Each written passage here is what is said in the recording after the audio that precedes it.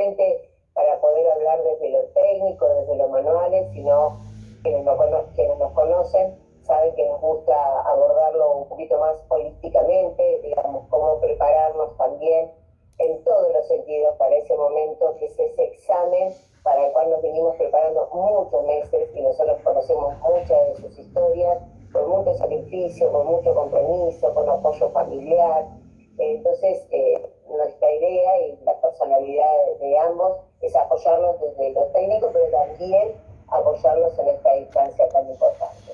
Cada uno tendrá modalidades distintas. Ahora Fabián va a empezar su clase y les dirá cómo, y cuando me toque a mí el lunes que viene, veremos cómo hacerlo, para hacerlo dinámico, para ver cómo responder en forma más extensa, que de otra manera algunas dudas, pero sí repasar, sí ver los puntos más relevantes, aunque todos sabemos que los manuales se leen desde el índice hasta la bibliografía, ¿sí? En el caso personal, mi nombre es Claudia Ducazú, para los que no me conocen, soy contadora, coach. Hace muchos años que estoy vinculada a la docencia, casi 30 años, y al seguro mucho, que también trabajé en compañías de seguros, y conmigo van a ver contabilidad, por mi formación también de computadora, técnicas de marketing, porque he sido gerente de algunas compañías, y seguros de personas, ¿no? Que también he trabajado sobre eso, y es un poco también en lo que trabajo, y también doy PCC sobre eso. Y así que lo vamos a ver el lunes que viene, esos temas los vamos a abordar allí. Así que yo no quiero restarle tiempo a Fabián, que tiene un temario muy extenso. Sí queríamos, lo habíamos planteado con Wanda y con Carlos, presentarnos en esta primera instancia, y ahora lo dejo en manos de Fabián, y vernos si formalmente el lunes que viene lo hacemos. Así que me voy a retirar también como en una obra de teatro, y me voy a retirar así, y ustedes lo van a ver mientras. Gracias, Claudia. Un abrazo. Chao, Pedro.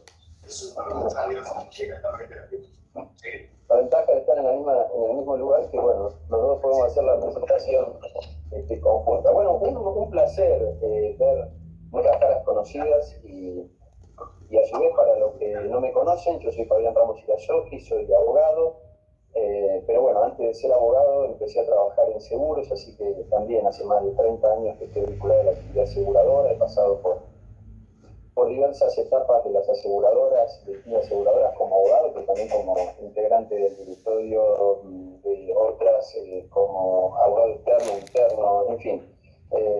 Y bueno, desde hace también varios años dedicado a la docencia a través del Centro Federal de Capacitación, además de, en mi caso, por otro lado, de la universidad.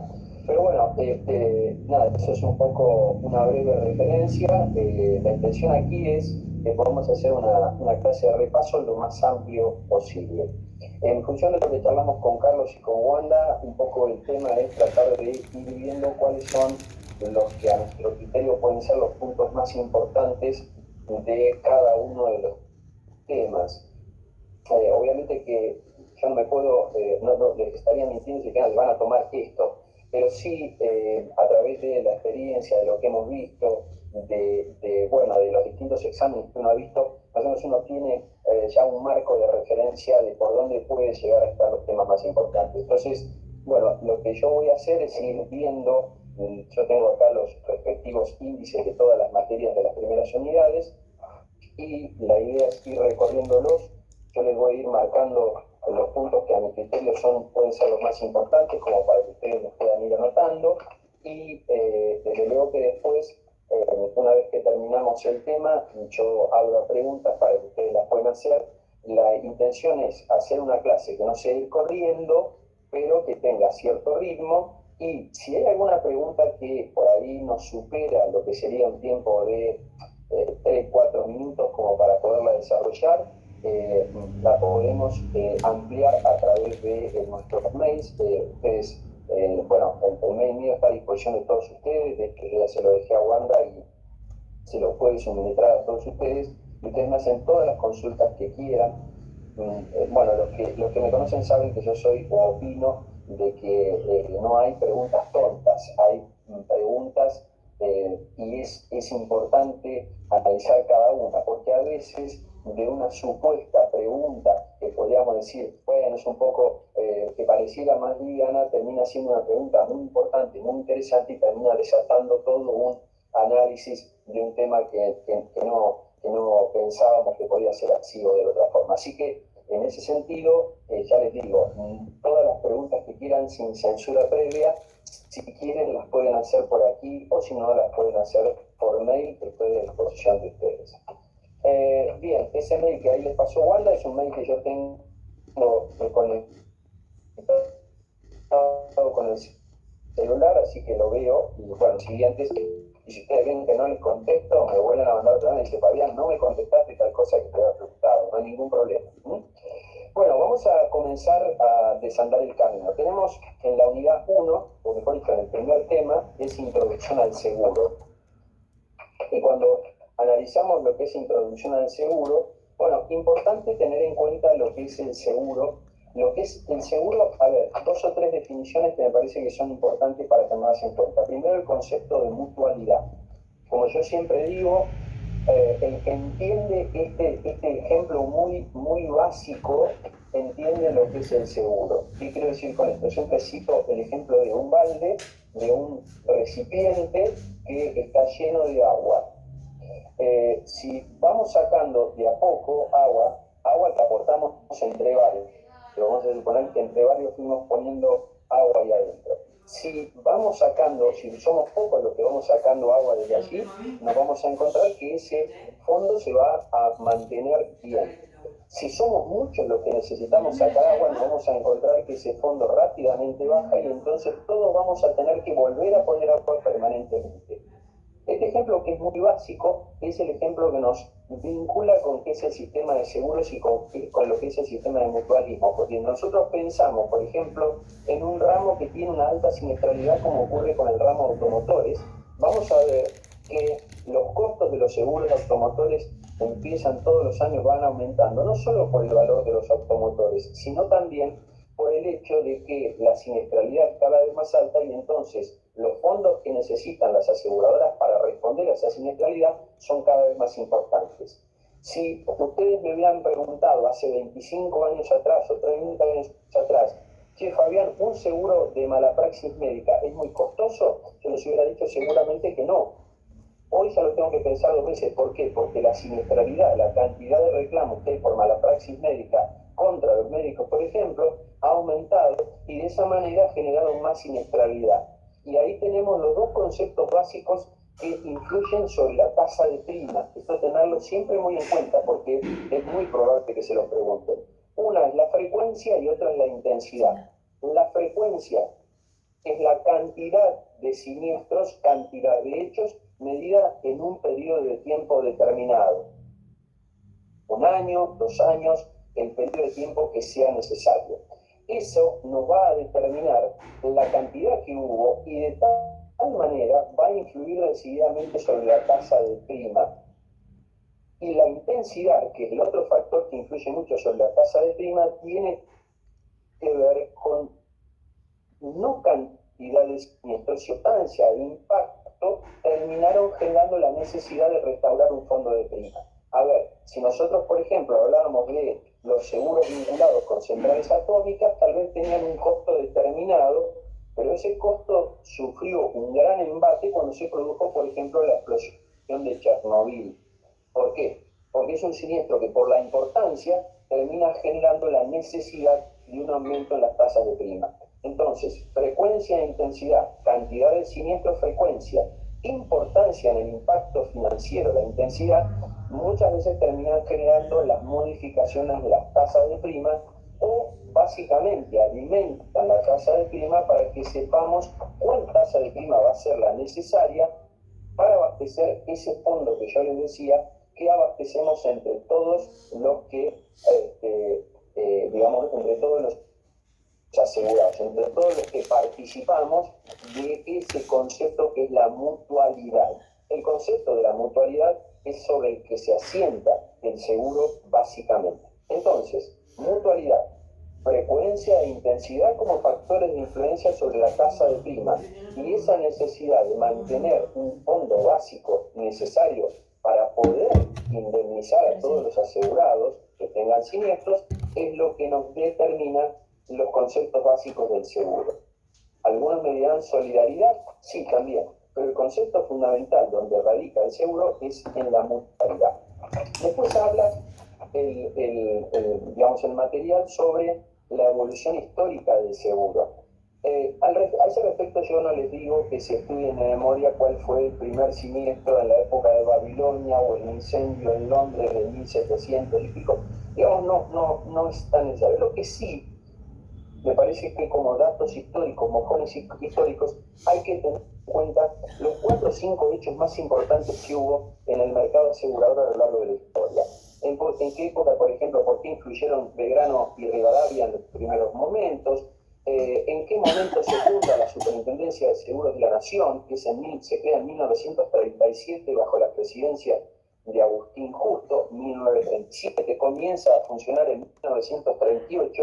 ¿Y por qué es importante la creación de la Superintendencia de Seguros de la Nación? Porque por primera vez tuvimos en el marco del seguro una entidad estatal que tiene poder de policía. ¿Qué quiere decir esto de poder de policía? Concepto que también podríamos aplicar a otra actividad, como por ejemplo la actividad bancaria con el tema del Banco Central. Yo siempre doy un ejemplo. Supongamos que estamos nosotros trabajando dentro de una compañía de seguros y viniera o ingresara un policía y nos dijera que quiere ver cosas de la compañía de seguro. Nosotros automáticamente, cuando digo cosas, digo balance, digo siniestro, automáticamente le diríamos, mire, si usted no trae una autorización de un juez o una orden de allanamiento, yo no tengo por qué mostrarle nada. ¿Por qué? Salvo que hayan producido una denuncia, algo que usted me tiene que mostrar la orden de allanamiento, yo no tengo que mostrarle nada. Ahora, si apareciera un inspector de Superintendencia del Seguro de la Nación que me mostrara su autorización, 1, 2 o 3 inspectores, como yo siempre digo, ¿no? Tendría que mostrarle, si me lo pide, la marca de identifico que usó el gerente ese día. ¿Por qué digo esto? Porque tienen derecho a pedir todo. Es decir, pueden pedir tal expediente, tal siniestro, tal asiento de la caja, tal balance. ¿Por qué? Porque tienen facultad de policía administrativa, es decir, de contralor de todas las actuaciones de una aseguradora. Entonces ellos controlan no solo el mercado asegurador desde el punto de vista de las aseguradoras, sino también a los productores asesores de seguros, a las reaseguradoras que están asentadas en la nación, en la Argentina, y por eso tienen el control desde el punto de vista de la operatividad del mercado. Entonces, por eso es importante la fundación de la Superintendencia de Seguros de la Nación. Otro hito importante en la historia argentina, 1967, creación de la Ley de Seguros. Ustedes piensan que hasta que se sanciona la Ley de Seguros, que todavía sigue en vigencia, o sea, es una ley antigua, muy antigua, pero que evidentemente es buena porque sigue funcionando y gozando de buena salud, la Ley 17418, pensemos que es un hito la creación de la Ley de Seguros. Después tenemos en 1973 se dicta la Ley 20.091, que es la ley que refuerza, que vuelve a reivindicar las facultades de la Superintendencia de Seguros de la Nación. Si nosotros hoy veamos las resoluciones de la Superintendencia de Seguros de la Nación, en gran parte tienen que ver con lo que dice la 20.091. Después tenemos en 1981, la creación de la Ley 22.400 de productores asesores de seguros, 1981. ¿Por qué es importante?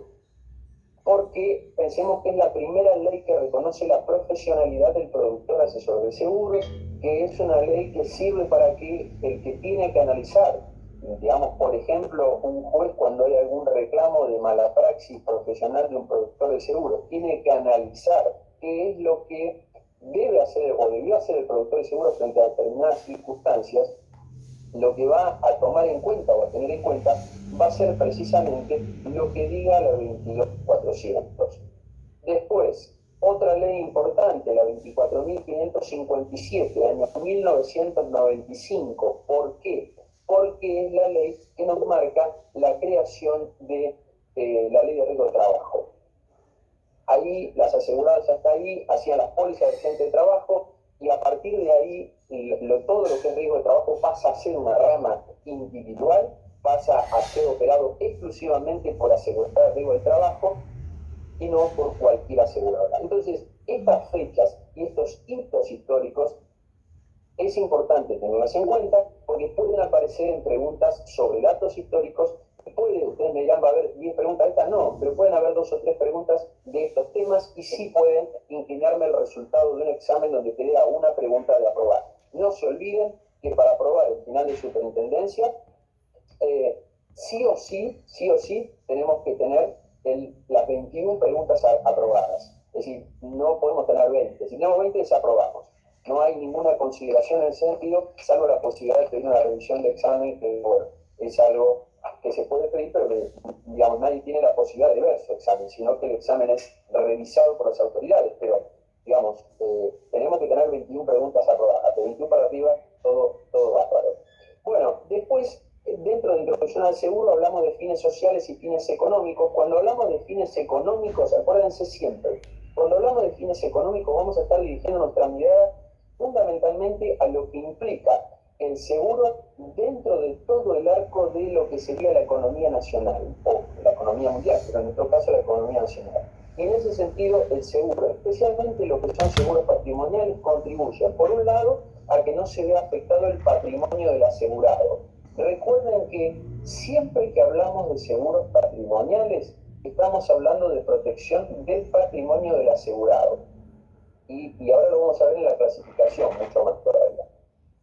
Y cuando hablamos de fines sociales, normalmente nos estamos refiriendo a lo que serían los seguros de vida, los seguros de personas, porque ahí lo que estamos tratando de, digamos, de cubrir o de evitar que se genere es un daño en el tejido de esa familia. Pensemos, por ejemplo, cuando muere el papá o la mamá que estaban al frente económicamente de esa familia. El seguro de vida con su indemnización lo que va a permitir, más allá de que no va a devolver la vida de la persona que partió, va a permitir que ese grupo familiar pueda seguir teniendo, desde el punto de vista social, el mismo o casi un manejo similar al que tenía antes. Como dicen los buenos vendedores de seguros de vida, que contratar un seguro de vida es un acto de amor. ¿Por qué? Porque yo lo estoy contratando para que lo perciban, básicamente. Está bien, ahí está el tema del ahorro y todas las otras alternativas, pero quienes lo van a percibir básicamente van a ser mis beneficiarios. Bien, ahí seguimos. Respecto de distintos tipos de seguros, ahí me preguntan 21 preguntas de cuánto, 21 preguntas de 30. 30 preguntas son sistema multiple choice, 4 opciones, recuérdense que son 21 preguntas correctas, o sea, el 70% del examen.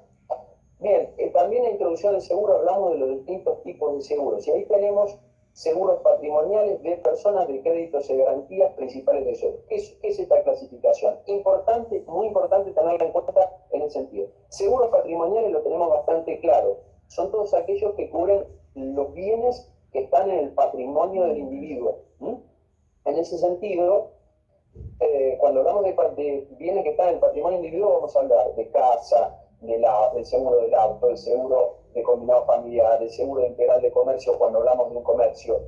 Ahora, ojo, porque cuando nosotros hablamos del seguro, pensemos en automotores. Digo, yo le hago el seguro al auto, si me choca el auto, cualquier daño que tenga el auto va a estar cubierto. Ahora, cuando yo hago el seguro contra terceros, también estoy haciendo un seguro patrimonial. ¿Por qué? Porque lo que estoy garantizando es que ese reclamo que el tercero me va a hacer pueda perfectamente ser indemnizado por la aseguradora, de manera de evitar una pérdida patrimonial del asegurado. ¿Por qué? Porque si el asegurado tiene un seguro, va a tener que poner de su bolsillo la indemnización que le está reclamando el tercero. Entonces, desde ese punto de vista, el seguro de terceros, que cubre los pasivos exigibles, lo que me va a reclamar ese tercero, del seguro contra tercero, lo que está cubriendo es mi patrimonio, para evitar que mi patrimonio se vea disminuido por lo que yo tenga que sacar de mi bolsillo para pagarle a ese tercero. De manera tal que el seguro patrimonial no solo cubre los bienes del patrimonio, sino también los reclamos que ese tercero me puede hacer. Ahora bien, ahí viene el punto. Después tenemos el seguro de personas, y tenemos muy en claro que el seguro de personas vamos a tener el seguro de vida, el seguro de sepelio, el seguro de accidentes personales, todo lo que cubre a las personas. pregunta que le pueden llegar a hacer. ¿Y el seguro de riesgo de trabajo qué es? ¿Patrimonial o de personas? Es patrimonial. Patrimonio. Una vez se tienta a decir es un seguro de personas porque estamos cubriendo en el seguro de riesgo de trabajo a trabajadores. Pero piensen ustedes que a quien estamos cubriendo es al empleador, ese que contrató el seguro de riesgo del trabajo. ¿Frente a qué? Frente a los posibles reclamos que los trabajadores le vayan a hacer o a lo que le tenga que pagar a los trabajadores por por los daños sufridos con motivo o en ocasión del trabajo. Entonces, el seguro de riesgo de trabajo también es un seguro patrimonial. Y después tenemos una tercera clasificación que nos habla de seguros de créditos y garantías. ¿Por qué hablamos de una tercera clasificación si en cierta manera también estamos cubriendo patrimonios? Por lo siguiente, en el seguro de caución ustedes recordarán, yo el ejemplo que siempre les digo, una terminal de ómnibus que la municipalidad de cualquier ciudad decide hacer nueva. Y entonces abre la licitación para que se presenten las empresas que estén interesadas a efectuar esa terminal, pero ¿qué es lo que sucede? En el pliego de bases y condiciones, esa municipalidad, ese gobierno, lo que sea, que convoca a esa licitación, dice, bueno, Macanudo, todos los oferentes me tienen que presentar una póliza de caución. Entonces, ¿cómo va a funcionar esa póliza de caución? El contratante va a ser la empresa que gana la licitación, o la que se presenta, o la que gana, yo tiene que ver con las distintas etapas del seguro de caución, pero va a ser, vamos a poner Pérez y compañía, que ganó la licitación para construir eso. Ese va a ser el tomador o contratante. El asegurado va a ser la municipalidad de la ciudad esa. O sea, las partes ahí van a ser, por un lado el tomador, por otro lado el asegurador, y por otro lado, como asegurado va a estar la municipalidad. Entonces tenemos el típico seguro por cuenta ajena, porque no estoy contratando el seguro para mí, sino para la municipalidad. Y lo que va a estar cubierto, lo que va a motivar el siniestro, va a ser el incumplimiento de la construcción en tiempo y forma de la municipalidad. ¿Y por qué decimos que es una rama aparte? Porque es una rama en la cual, por ejemplo, algo que yo podría hacer en el seguro patrimonial, o que podría hacer básicamente en cualquier otro tipo de seguro, como sería, mirá, si vos no pagaste no hay cobertura. Acá no lo puedo hacer, no le puedo poner como aseguradora a la municipalidad que como no pagó el seguro la firma constructora, yo le voy a rechazar el siniestro, porque precisamente es eso lo que se está cubriendo, el incumplimiento en la obra. Entonces, probablemente, cuando yo, digamos, tenga ¿qué es lo que va a hacer la aseguradora? Le va a decir a la municipalidad que ustedes le reclaman, por lo que sea, le vamos a pedir a la municipalidad si al menos intimó a Pérez y compañía que hiciera la obra. Y donde nos dijera la municipalidad, sí, la intimamos, pero no cumplió, ya fue el siniestro configurado y tengo que salir a pagar como aseguradora. A lo sumo, después podré repetir contra Pérez y compañía, subrogándome en los derechos de la municipalidad. Pero digamos, yo no puedo rechazar el siniestro por falta de pago, no puedo rechazar el siniestro por falta de denuncia, no puedo rechazar el siniestro por una reticencia. Por eso es que esa clasificación de seguros de créditos tiene una clasificación distinta que los patrimoniales o los seguros de personas. Y por eso es que los productores se enojan mucho, los productores y las productoras de seguros, cuando la aseguradora le dice, bueno, tráeme los últimos, tráeme los últimos 3 balances, tráeme quiénes integran el directorio y todo eso, porque en realidad la aseguradora lo que está comprando es un billete tal vez premiado, pero premiado mal. ¿Sí? ¿Por qué? Porque de hecho es como que estuviera firmando un pagaré, ¿sí? No va a poder rechazar el siniestro como sí lo podría hacer en cualquier otra rama. Y entonces, frente a eso, dice, yo no le hago a cualquiera una póliza de caución, se la quiero hacer a una empresa que por lo menos yo sepa que tiene alguna solvencia económica como para que, si tengo que afrontar el siniestro, después pueda recuperar algo de lo que tuve que pagar. Entonces, por eso es que es una rama que se diferencia de los patrimoniales y de personas y que aparece con un seguro distinto. Entonces, recordar esto, por ahí si le dicen, bueno, en el seguro de crédito y garantía, ¿se puede rechazar el siniestro por falta de pago del cliente? No. ¿Se puede rechazar el siniestro por reticencia? No. ¿Cuándo se produce el siniestro? Cuando se produce el incumplimiento por parte del asegurado en la ejecución de la obra contratada. Bueno, y para cerrar, en en el último punto de introducción al seguro, tenemos la Superintendencia de Seguros de la Nación, dice, bueno, antecedentes históricos, importancia de su creación, y es esto un poco lo que hemos estado hablando, lo que yo les conté en ese ejemplo un poco cortito de la importancia que tiene desde el punto de vista que es contralor de toda la actividad de todo el mercado. De hecho, fíjense que tanto la actividad de seguros como la actividad bancaria son las pocas actividades económicas en nuestro país que tienen una doble registración, un doble control. ¿Qué quiere decir esto? Que, por ejemplo, si yo quiero fundar, vamos a suponer que todos nosotros acá quisiéramos fundar una compañía de seguros. Y toma canudo. Entonces vamos y decimos, bueno, che, lo primero que tenemos que constituir es una sociedad comercial. Y vamos a suponer que alguno dijera, vamos a constituir una sociedad de responsabilidad limitada, una SRL. Entonces vamos a personas jurídicas, siempre pensemos que cuando una aseguradora se tiene que constituir, se va a constituir en la cabecera de esa jurisdicción, de esa provincia. O sea, si nosotros hablamos de una aseguradora que está en provincia de Buenos Aires, tiene que estar habilitada en La Plata, que es la cabecera de la provincia. O si hablamos de una aseguradora en la provincia o en Rosario, va a tener que constituirse originariamente, digamos, en personas jurídicas de Santa Fe, ¿no? Es decir, cada cual en la capital de su jurisdicción. Ahora bien, una vez que tengo constituida esa sociedad, que es probable que me dejen a mí en dirección de persona jurídica, me decir que quiero constituir una sociedad, una SRL, perfecto. Pero ¿cuál es el problema que voy a tener? Que cuando vaya a la Superintendencia de Seguros de la Nación y la quiera habilitar como aseguradora de la Superintendencia, me va a decir, no, querido, o no, querida, vos tenés que haber constituido alguno de los tipos legales admitidos por la ley 091 para funcionar como aseguradora. Y la SRL no es un tipo comercial admitido para poder funcionar como aseguradora. Sí podés constituir, acordemos de esto, una sociedad anónima, sí podemos constituir una sociedad cooperativa, sí podemos constituir una sociedad mutual, sí podemos constituir una sociedad, digamos, del Estado, como es nación, como es provincia, seguros que básicamente son entidades estatales de la nación, de las provincias, y después también podemos constituir una sociedad que esté originariamente radicada en el extranjero, pero que tenga en nuestro país una oficina suficientemente asentada con autorización de la Superintendencia de Seguros de la Nación, habiendo cumplido todo el tema de capitales mínimos. Entonces, fuera de esos tipos societarios, yo no puedo agarrar y decir, bueno, quiero poner una SRL para que sea compañía de seguros, pues no la puedo hacer porque no me lo permite Superintendencia. Entonces, por eso, digamos, tenemos ese doble control de estándar. ¿Sí?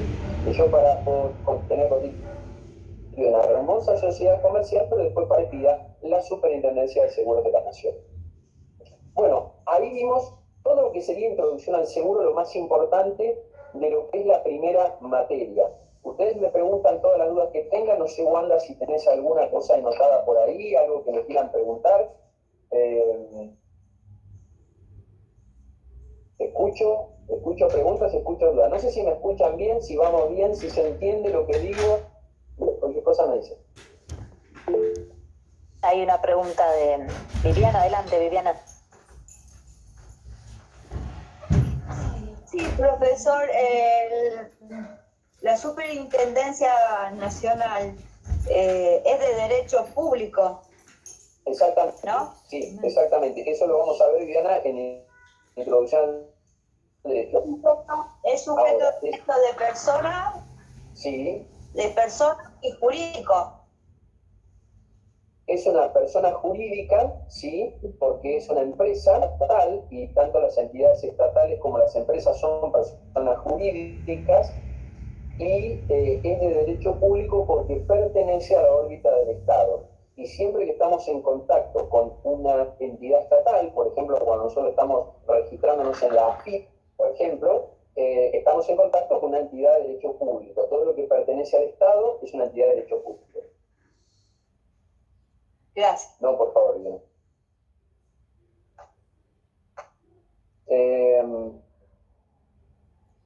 Bueno, en el chat no hay nada, por lo que yo veo hasta acá, ¿no? No, Fabián, no. La pregunta que hubo ya la respondiste. Bien. ¿Vamos bien? ¿Sí? Seguimos Sí. entonces con introducción al derecho, que es la materia que sigue, ¿sí?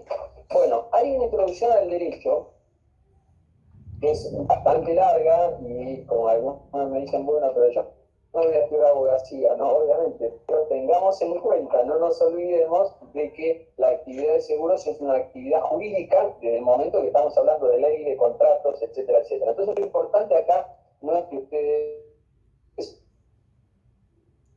sean, porque sean primero son productores de seguros y después tienen conocimientos jurídicos, pero es importante que cuando ustedes ya vayan a olfatear o a ver lo que dijo el abogado de la aseguradora, tengan un poco de idea de lo que está hablando, y de eso se trata, ¿no? Eso es importante.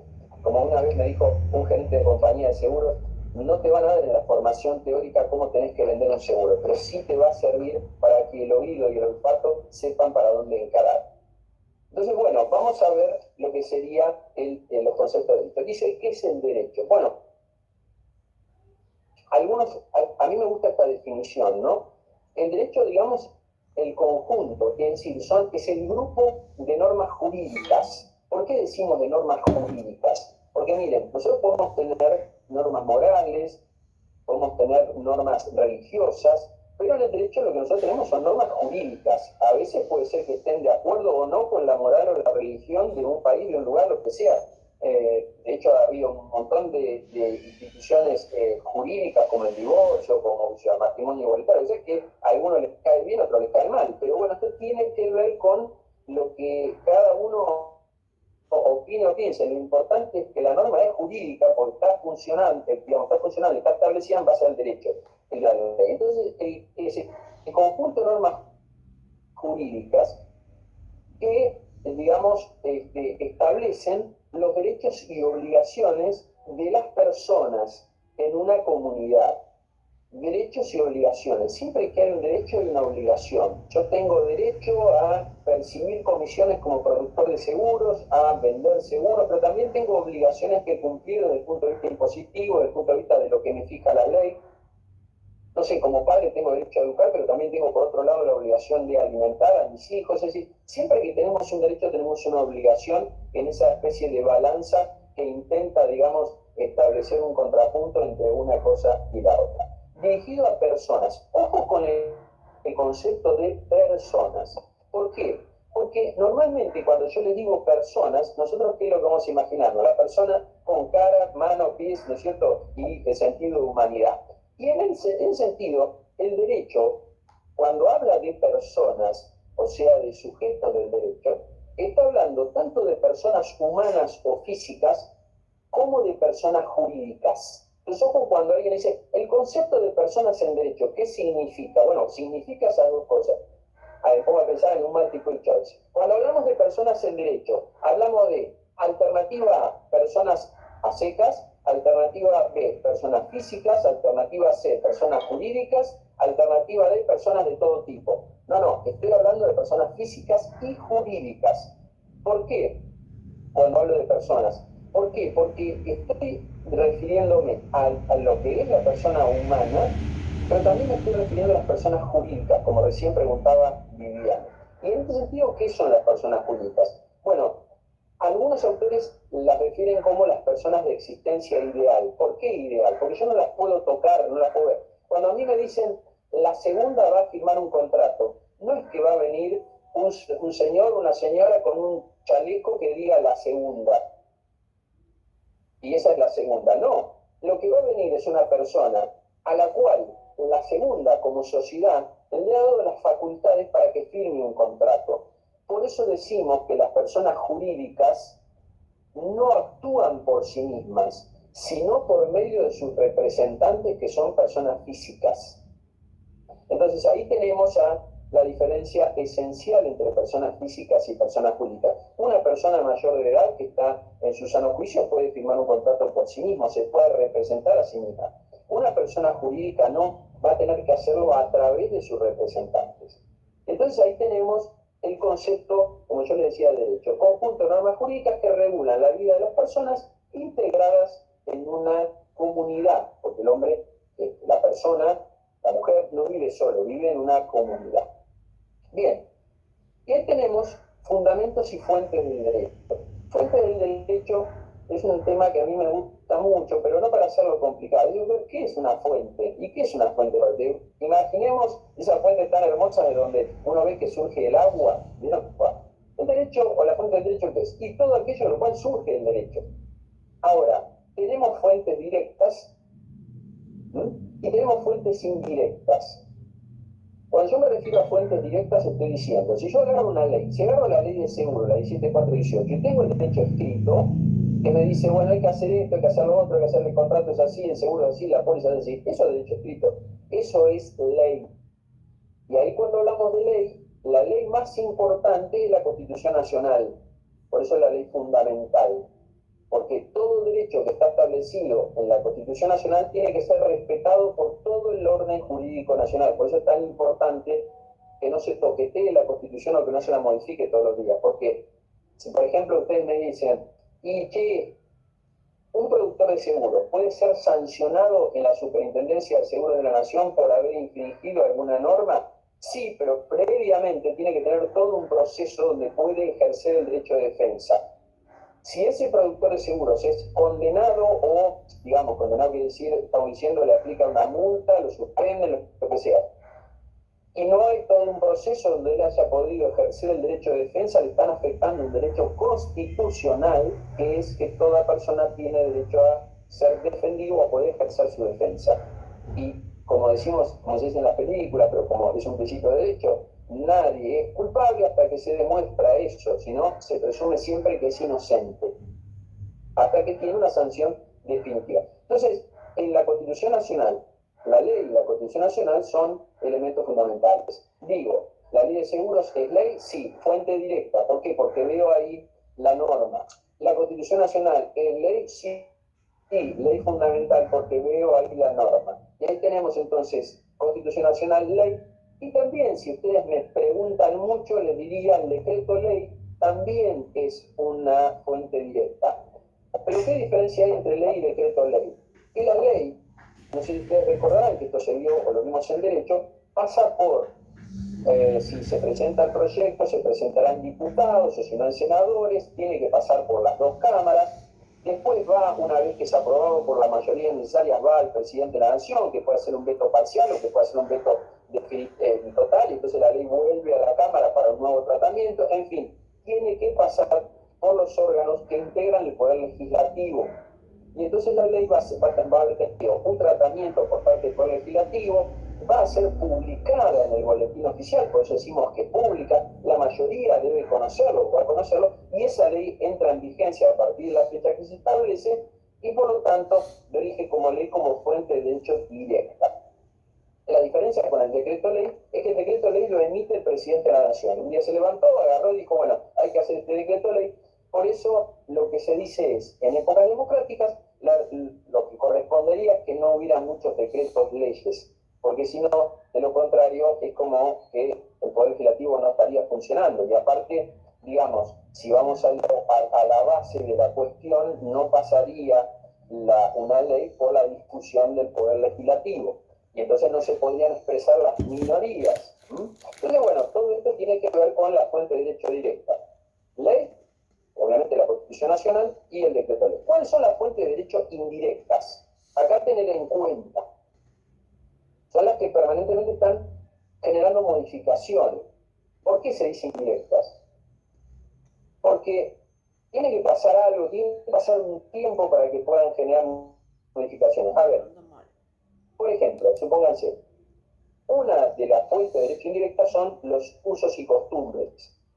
¿Qué son las costumbres? Ustedes van a ver, si ven en un multiple choice, acuérdense, de prácticas reiteradas por parte de la comunidad con la sensación de que son obligatorias.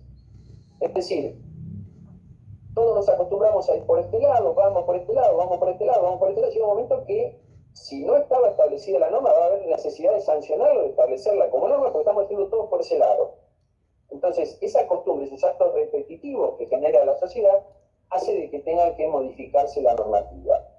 A ver, supongamos que en una calle está establecida no pasar por ahí o contramano, pero realmente la funcionalidad del barrio hace que la gente pase por ahí, como alguna vez ha pasado. Y la verdad es que por más que la autoridad pues ponga las multas correspondientes, podrá poner muchas multas, pero en determinado momento va a surgir la sensación de decir, ¿por qué no vemos si podemos modificar esto, poner un semáforo, hacer algo? Porque evidentemente lo que está marcando la gente nos está determinando la necesidad de establecer una normativa. O no, puede pasar en otro sentido. Supónganse, para los que son un poco así futboleros o deportistas, nuestros abuelos iban a la cancha de fútbol con saco y corbata. Hoy tenés que tener una legislación que sancione a las barras de los violentos, porque de lo contrario es todo un problema. Es decir, no había barra brava 50 años atrás. Entonces, eso va marcando comportamientos, costumbres de la sociedad que hacen necesario el dictado de una norma. Por eso no podemos decir que es directa, sino que tiene que transcurrir algún tiempo para que se registren esos actos repetitivos que hagan necesario o bien crear, o bien modificar, o bien derogar una norma. Bien, eso sería costumbres, usos y costumbres. Segunda posibilidad, la jurisprudencia. No es lo mismo que la jurisdicción, ¿eh? Jurisprudencia. Acuérdense, jurisprudencia son cantidades de fallos de jueces que van marcando un determinado sentido. A ver, el famoso tema de, por ejemplo, la tenencia de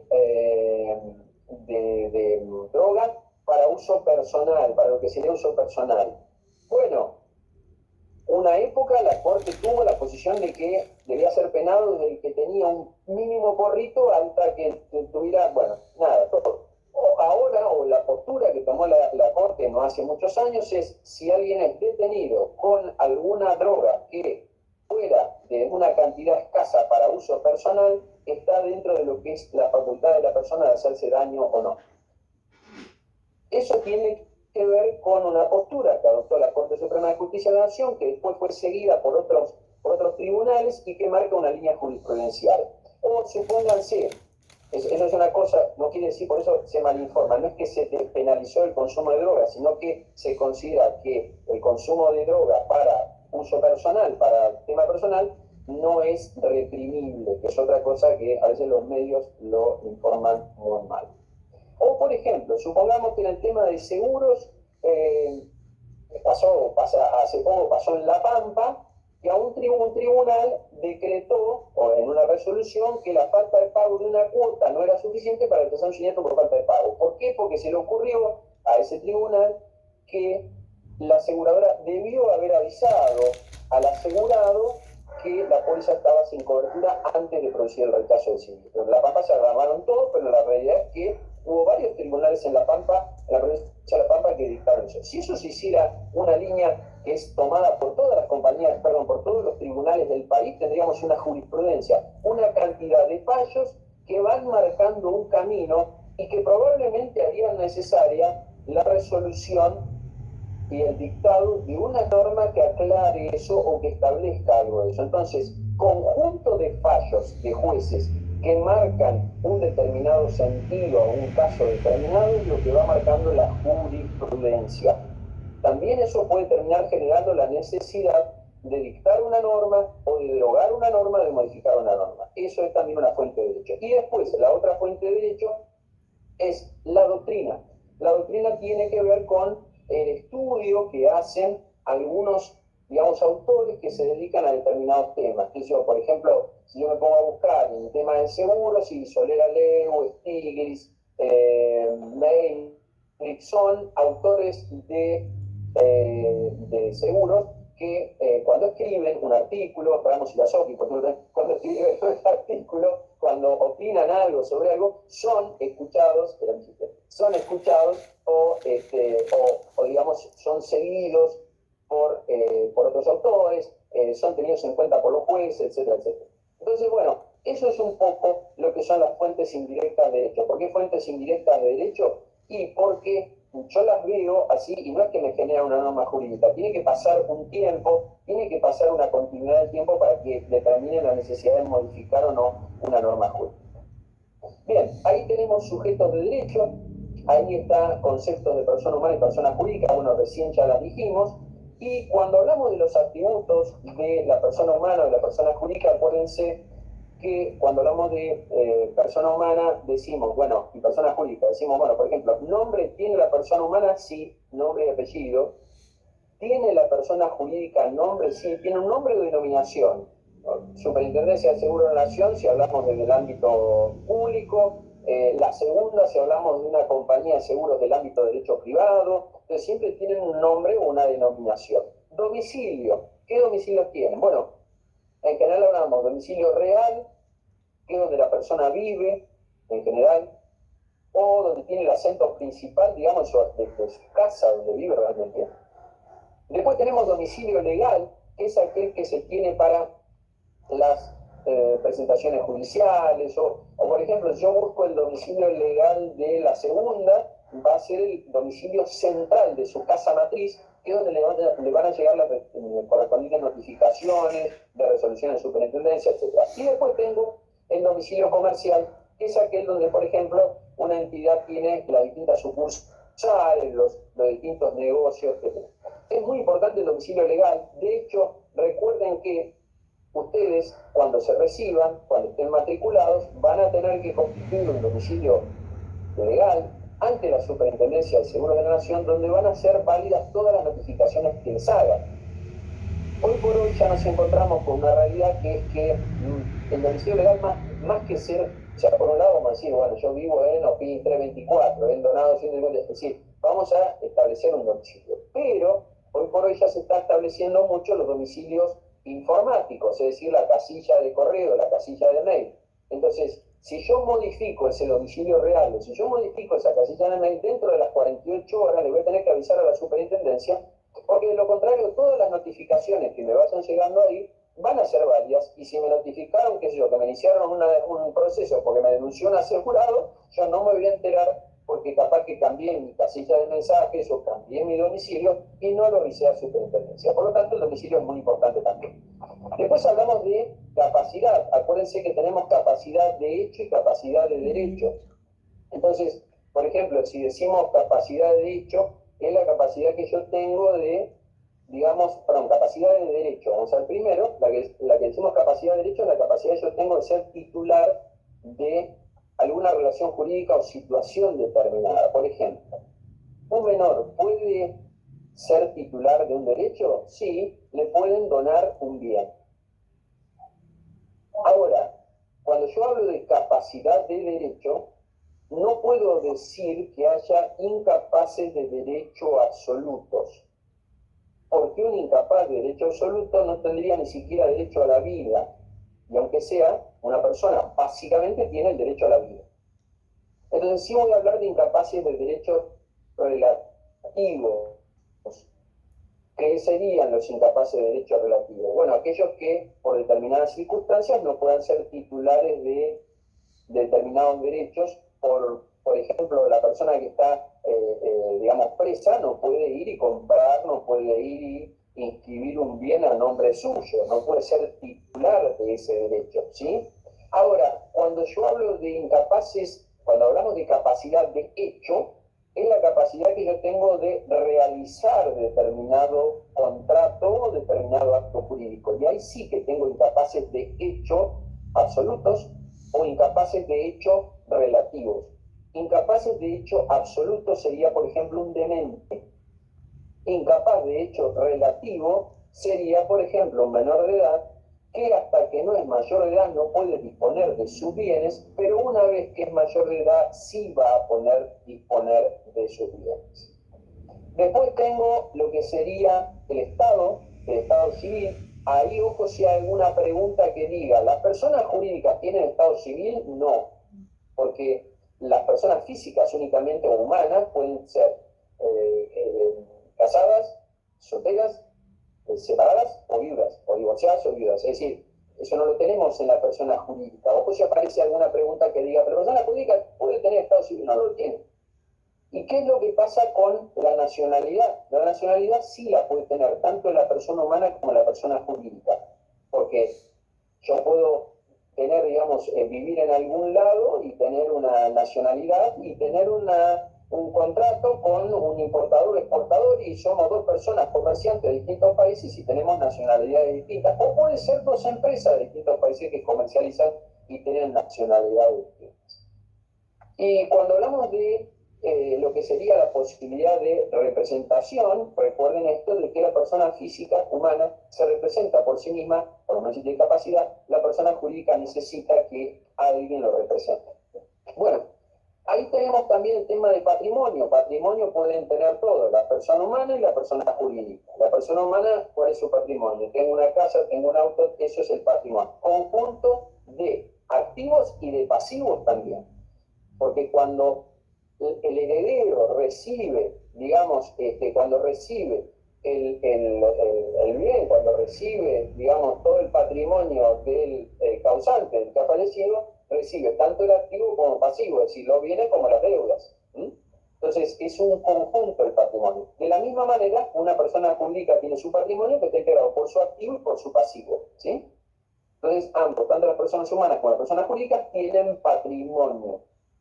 Bien, sigo. Otro tema que muchas veces también da lugar a dudas o a preguntas. Diferencias entre hecho jurídico y acto jurídico.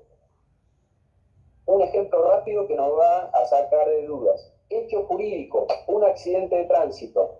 ¿Por qué? ¿Es un hecho? Sí, es un acontecimiento. ¿Por qué jurídico? Porque a partir del momento en que se produce, genera consecuencias jurídicas.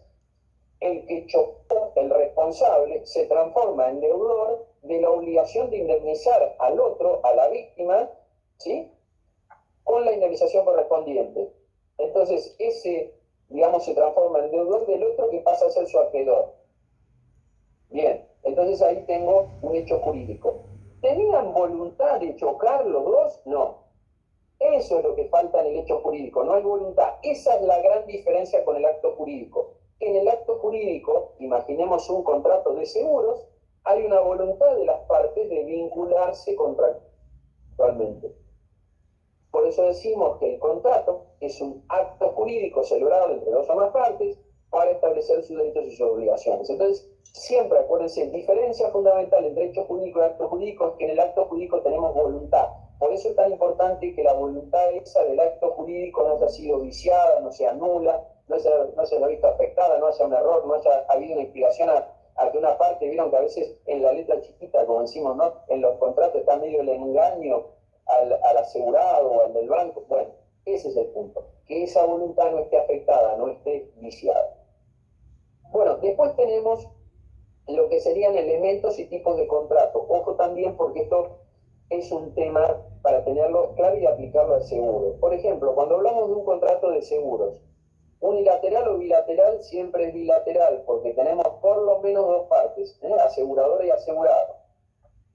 Ahora que digo partes, acuérdense si aparece esta pregunta, el productor de seguros no es parte del contrato de seguros, es alguien que acerca a las partes, asegurador y asegurado, pero no es parte. Por favor, fíjense, porque la vez pasada miramos Multiple Choice, donde una de las alternativas me mostraba como parte del contrato de seguro a la aseguradora, al asegurador y al productor de seguro, y marcaban ahí, productor de seguro no es parte del contrato de seguro. Productor de seguros es un intermediario que acerca a las partes que son asegurador y asegurado. Bien, entonces, lo que yo les decía, ahí tenemos uno de los elementos del contrato de seguros, unilateral o bilateral, bilateral. Segundo elemento, característica del contrato de seguros, es oneroso o gratuito. Es oneroso, porque siempre hay un pago. Otra de las características del contrato de seguros es nominal o innominal, digamos. Vieron que hay tiene una ley que lo identifica, sí, la 17418. Aquellos no nominados o no mencionados son aquellos que no tienen leyes que todavía lo identifican. Si nosotros nos ponemos a pensar o buscar qué ley establece las características del contrato de shopping en la Argentina, no hay todavía una ley. Entonces, son figuras políticas que existen, pero que no tienen una ley determinada. ¿Qué es, digamos, de ejecución instantánea o de ejecución permanente en el tiempo? Es de ejecución permanente en el tiempo. El contrato de seguro se va renovando, ¿sí? Se va renovando. Entonces, es importante tener definido eso, qué es bilateral, qué es oneroso, qué es de tracto sucesivo y continuo, qué es aleatorio. ¿Por qué es aleatorio? Porque el contrato de seguros no, digamos, ¿cuáles son las dos diferencias? Tenemos contratos aleatorios por un lado, contratos conmutativos por el otro. En los contratos conmutativos, como por ejemplo sería un contrato de alquiler, supónganse, que cada parte sabe cuando tiene que cumplir con la obligación a su cargo. Yo sé que tengo que pagar el alquiler el día tanto y el dueño de la casa sabe que me tiene que dar la casa en condiciones cuando empiece el contrato, porque si no, o el contrato de trabajo, donde cada uno sabe, el empleador sabe que tiene que pagar del 1 al 5, el trabajador sabe que tiene que ir de 8 a 15. En cambio, en el contrato de seguros, el asegurado sabe cuando tiene que pagar la póliza, que es del 1 al 10, supongamos, pero la aseguradora nunca sabe cuándo va a tener que cumplir con la obligación a su cargo. Eso depende del área, de la posibilidad de que ocurra o no aquello que está cubierto por el seguro. Puedo estar 10 años en una aseguradora, nunca tuve siniestro, la aseguradora nunca tuvo que cumplir con la obligación a su cargo. Entonces, precisamente, o puede ser que al día siguiente de haber tomado el seguro, tengo que pagar el siniestro por la aseguradora. Y alguien dirá, y esto puede ser una pregunta capciosa, ¿en el seguro de vida también es aleatorio? Sí que también es aleatorio. Porque me dirán, pero la persona se va a morir algún día. ¿Cuándo se va a morir? No sabemos. Entonces, la aleatoriedad también existe en el seguro de personas o en el seguro de vida. Bueno, después tenemos lo que sería obligaciones. Acuérdense, cuando hablamos de obligaciones, es importante tener en cuenta que, por ejemplo, cuando yo hablo de la obligación de la aseguradora de pagar un siniestro, estoy hablando de una obligación de dar que suma de dinero, de pagar. Cuando yo hablo del productor de seguros y su actividad, estoy hablando de una obligación de hacer, porque está ejerciendo una actividad. Y si por ejemplo me dicen, mire, usted no puede, usted es el cuarto que va a entrar al ascensor, y el ascensor dice que pueden entrar 3 personas, estoy hablando de una obligación de no hacer. Yo sé que puedo entrar, pero me tengo que limitar porque me lo dice una norma. Eso es la distinción entre obligaciones de dar, de hacer, de no hacer. Entonces, cuando yo estoy hablando del pago de un siniestro, estoy hablando de la obligación de dar suma de dinero. Cuando estoy hablando de la obligación del asegurado de pagar el siniestro, es la obligación de dar suma de dinero. Pero me lo puede pagar en cuotas, entonces estoy hablando de una obligación divisible. No, me lo tiene que pagar al contado, entonces estoy hablando de una obligación indivisible.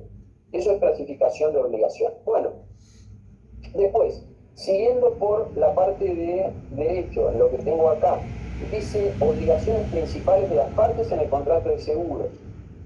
Prima, bueno, ahí cuando tenemos el tema de la prima, recordar que tenemos digamos, la tasa de prima aplicada sobre la suma asegurada me genera lo que es prima pura.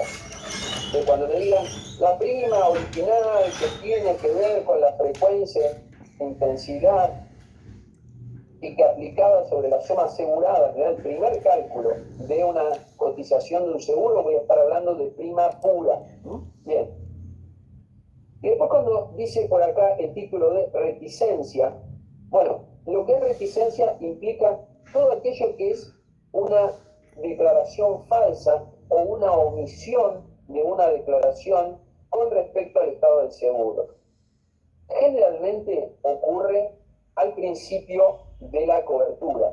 En vez de, digamos, yo estoy haciendo un seguro de personas o de vida, me pregunta si tengo alguna enfermedad persistente, hasta me da el listado y yo me hago el tonto y no lo pongo.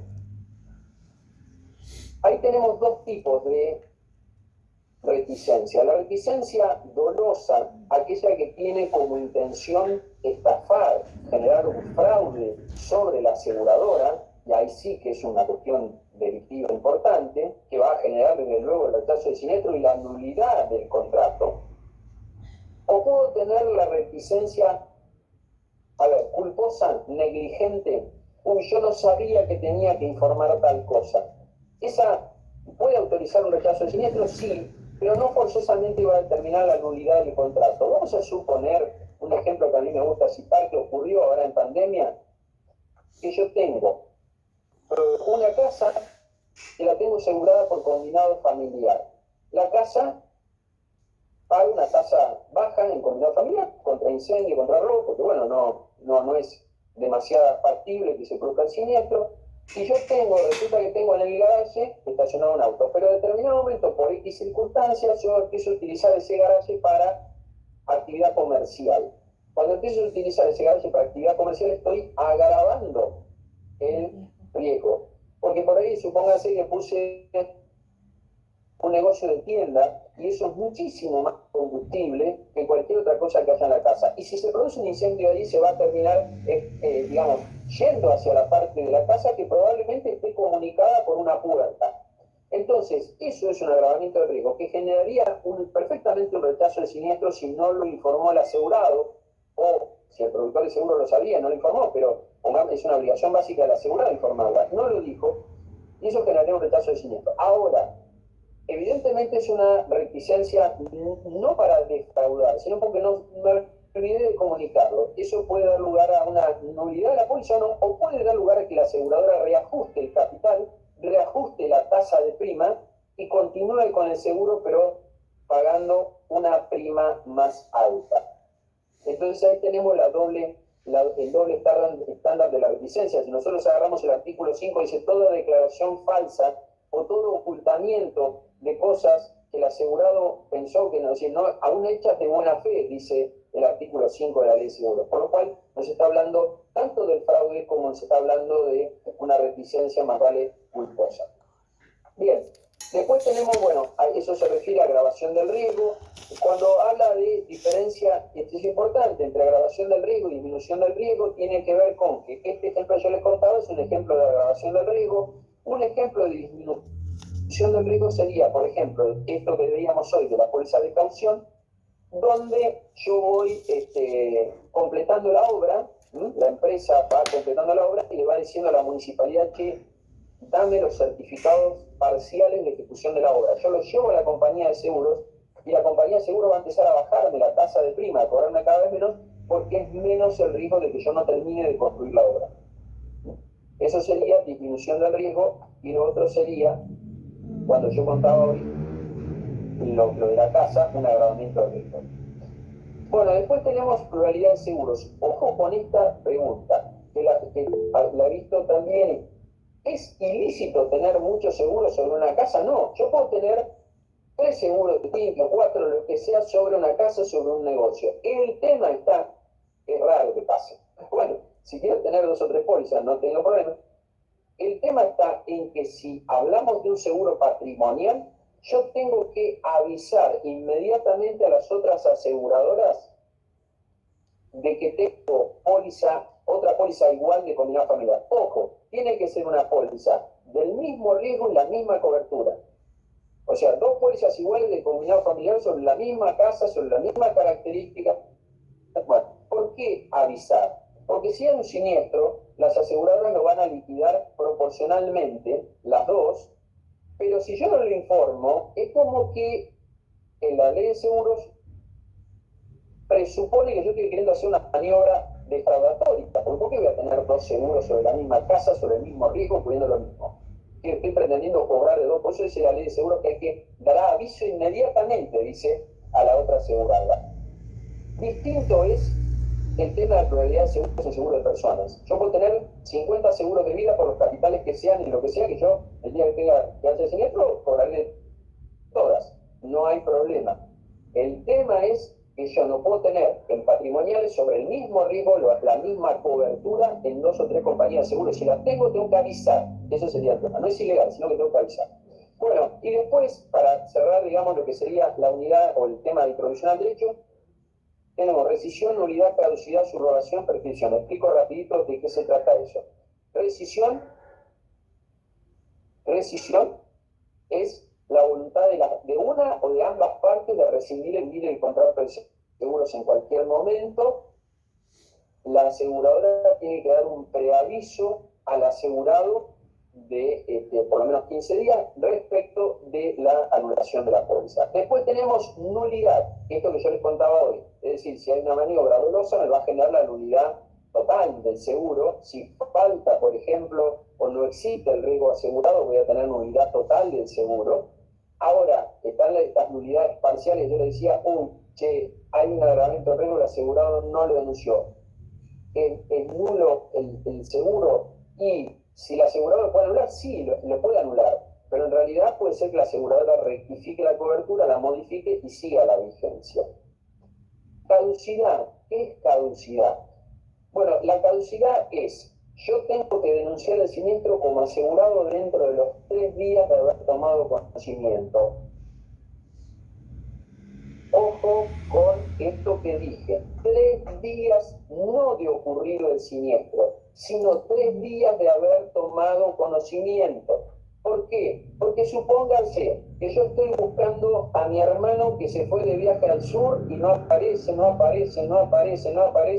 y a los 15 días lo encuentro en un hospital porque tuvo un brutísimo accidente de tránsito en una ruta. A partir de ese momento yo tengo los 3 días para denunciar el siniestro, porque recién ahí tomé conocimiento. Por eso el artículo 46 habla 3 días desde que tomé conocimiento, salvo que yo haya sido el propio protagonista del hecho y que esté en condiciones de denunciarlo, porque sí son 3 días de que ocurrió. Pero la ley habla 3 días desde que tomó conocimiento, puede ser un primo, hasta puede ser el propio productor de seguros, que de todas maneras nunca puede hacer la denuncia como si lo hubiera hecho él, sino que lo ideal es que el asegurado le haya informado como fue. Pero tengamos en cuenta esos 3 días a partir del conocimiento del hecho. Entonces, bueno, yo tengo esos 3 días para denunciar el siniestro. ¿Qué pasa si no lo denuncio? Y existe la posibilidad de que la aseguradora me rechace el siniestro, porque caducó mi derecho a percibir la indemnización por una inacción mía de que yo no denuncié el siniestro dentro de los 3 días. No cumplí con una obligación a mi cargo. ¿Cuál es la diferencia con la prescripción? En la prescripción, supónganse que yo fui chocado por Juan Pérez. Yo tengo en ramo automotores 3 años, no nos olvidemos que hoy por hoy responsabilidad civil contractual y extracontractual tienen el mismo periodo de prescripción. Yo tengo 3 años para denunciar el siniestro. Si yo no denuncié el siniestro, para reclamarle al que me chocó, Si yo en esos 3 años no le hago un reclamo judicial al otro, es decir, no le mando una carta de documento, no le inicio un juicio al otro o a la compañía de seguros, pasados esos 3 años, como yo no ejercí un derecho que tenía, se murió el derecho que yo tenía. Entonces, gran diferencia entre caducidad y prescripción. En la caducidad yo no cumplí con una obligación a mi cargo, denunciar dentro de los 3 días. En la prescripción yo no ejercí un derecho que tenía.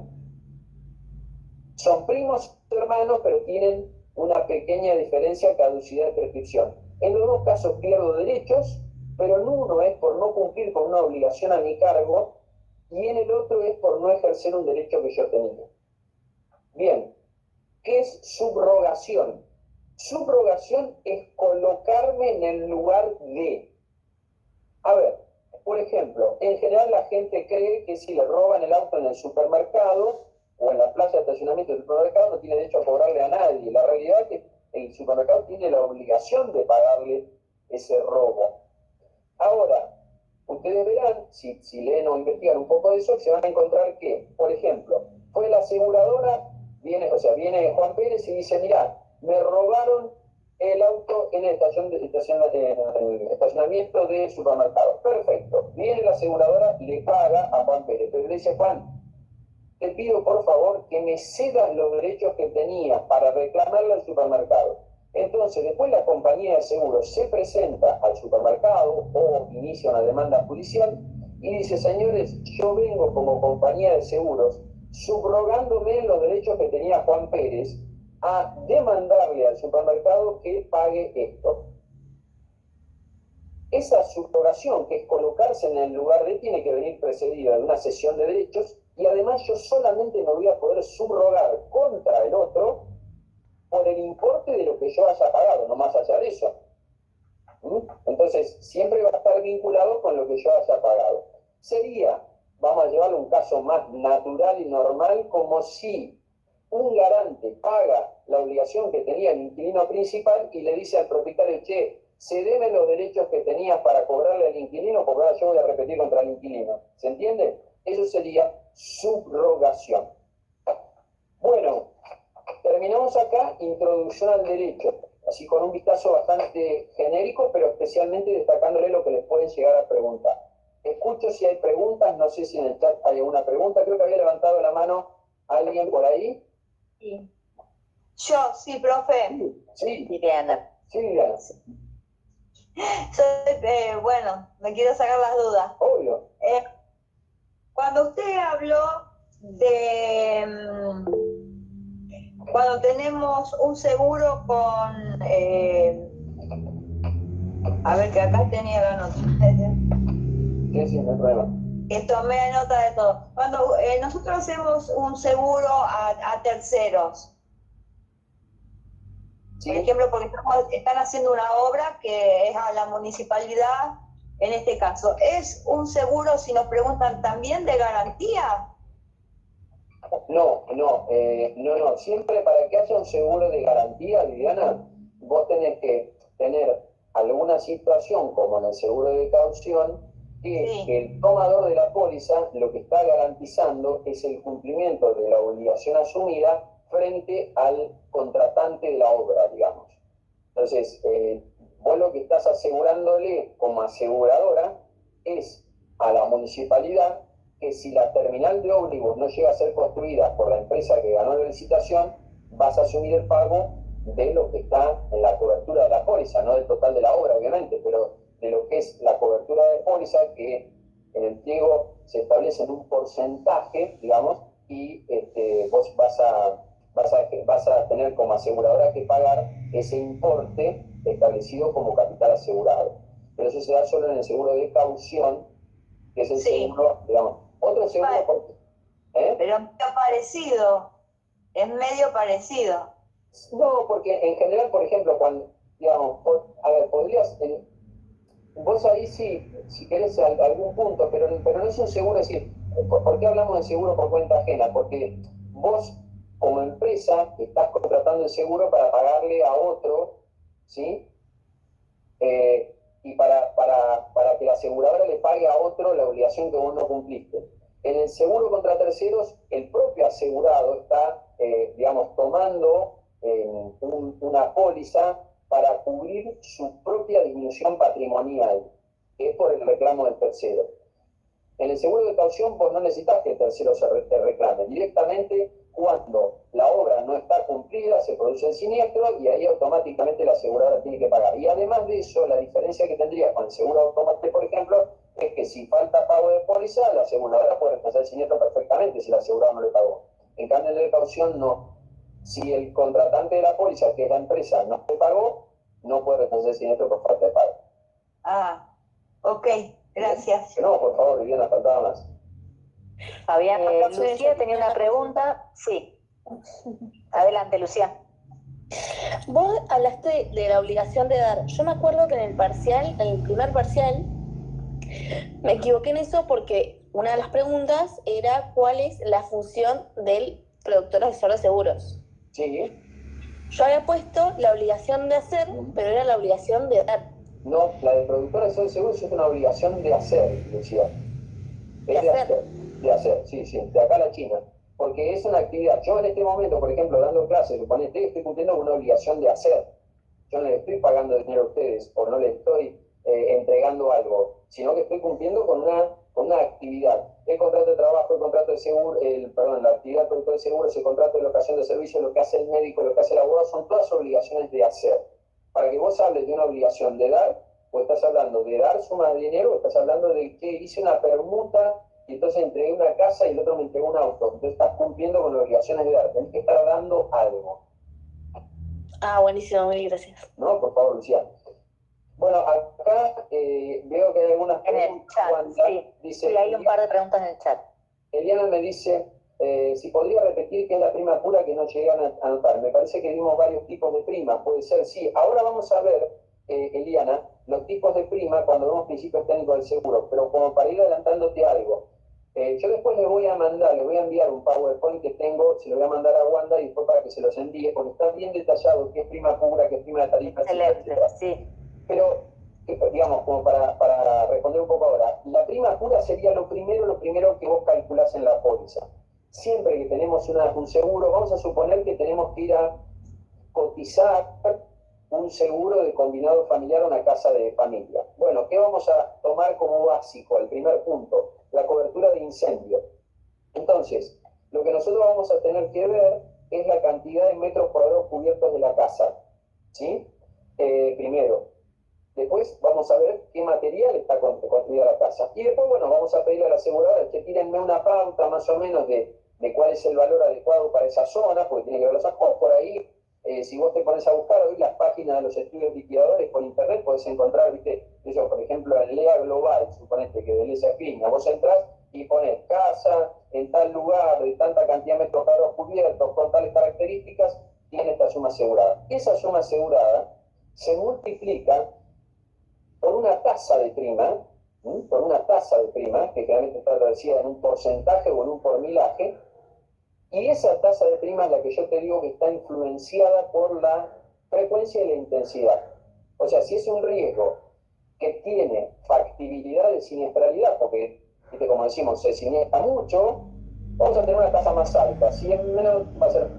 De hecho, por eso, por ejemplo, si vos me decís, che, ¿cómo me cotizarías un seguro de incendio para una cabaña que está de madera? Y va a ser más cara que una construida de material ladrillo, o sea, totalmente...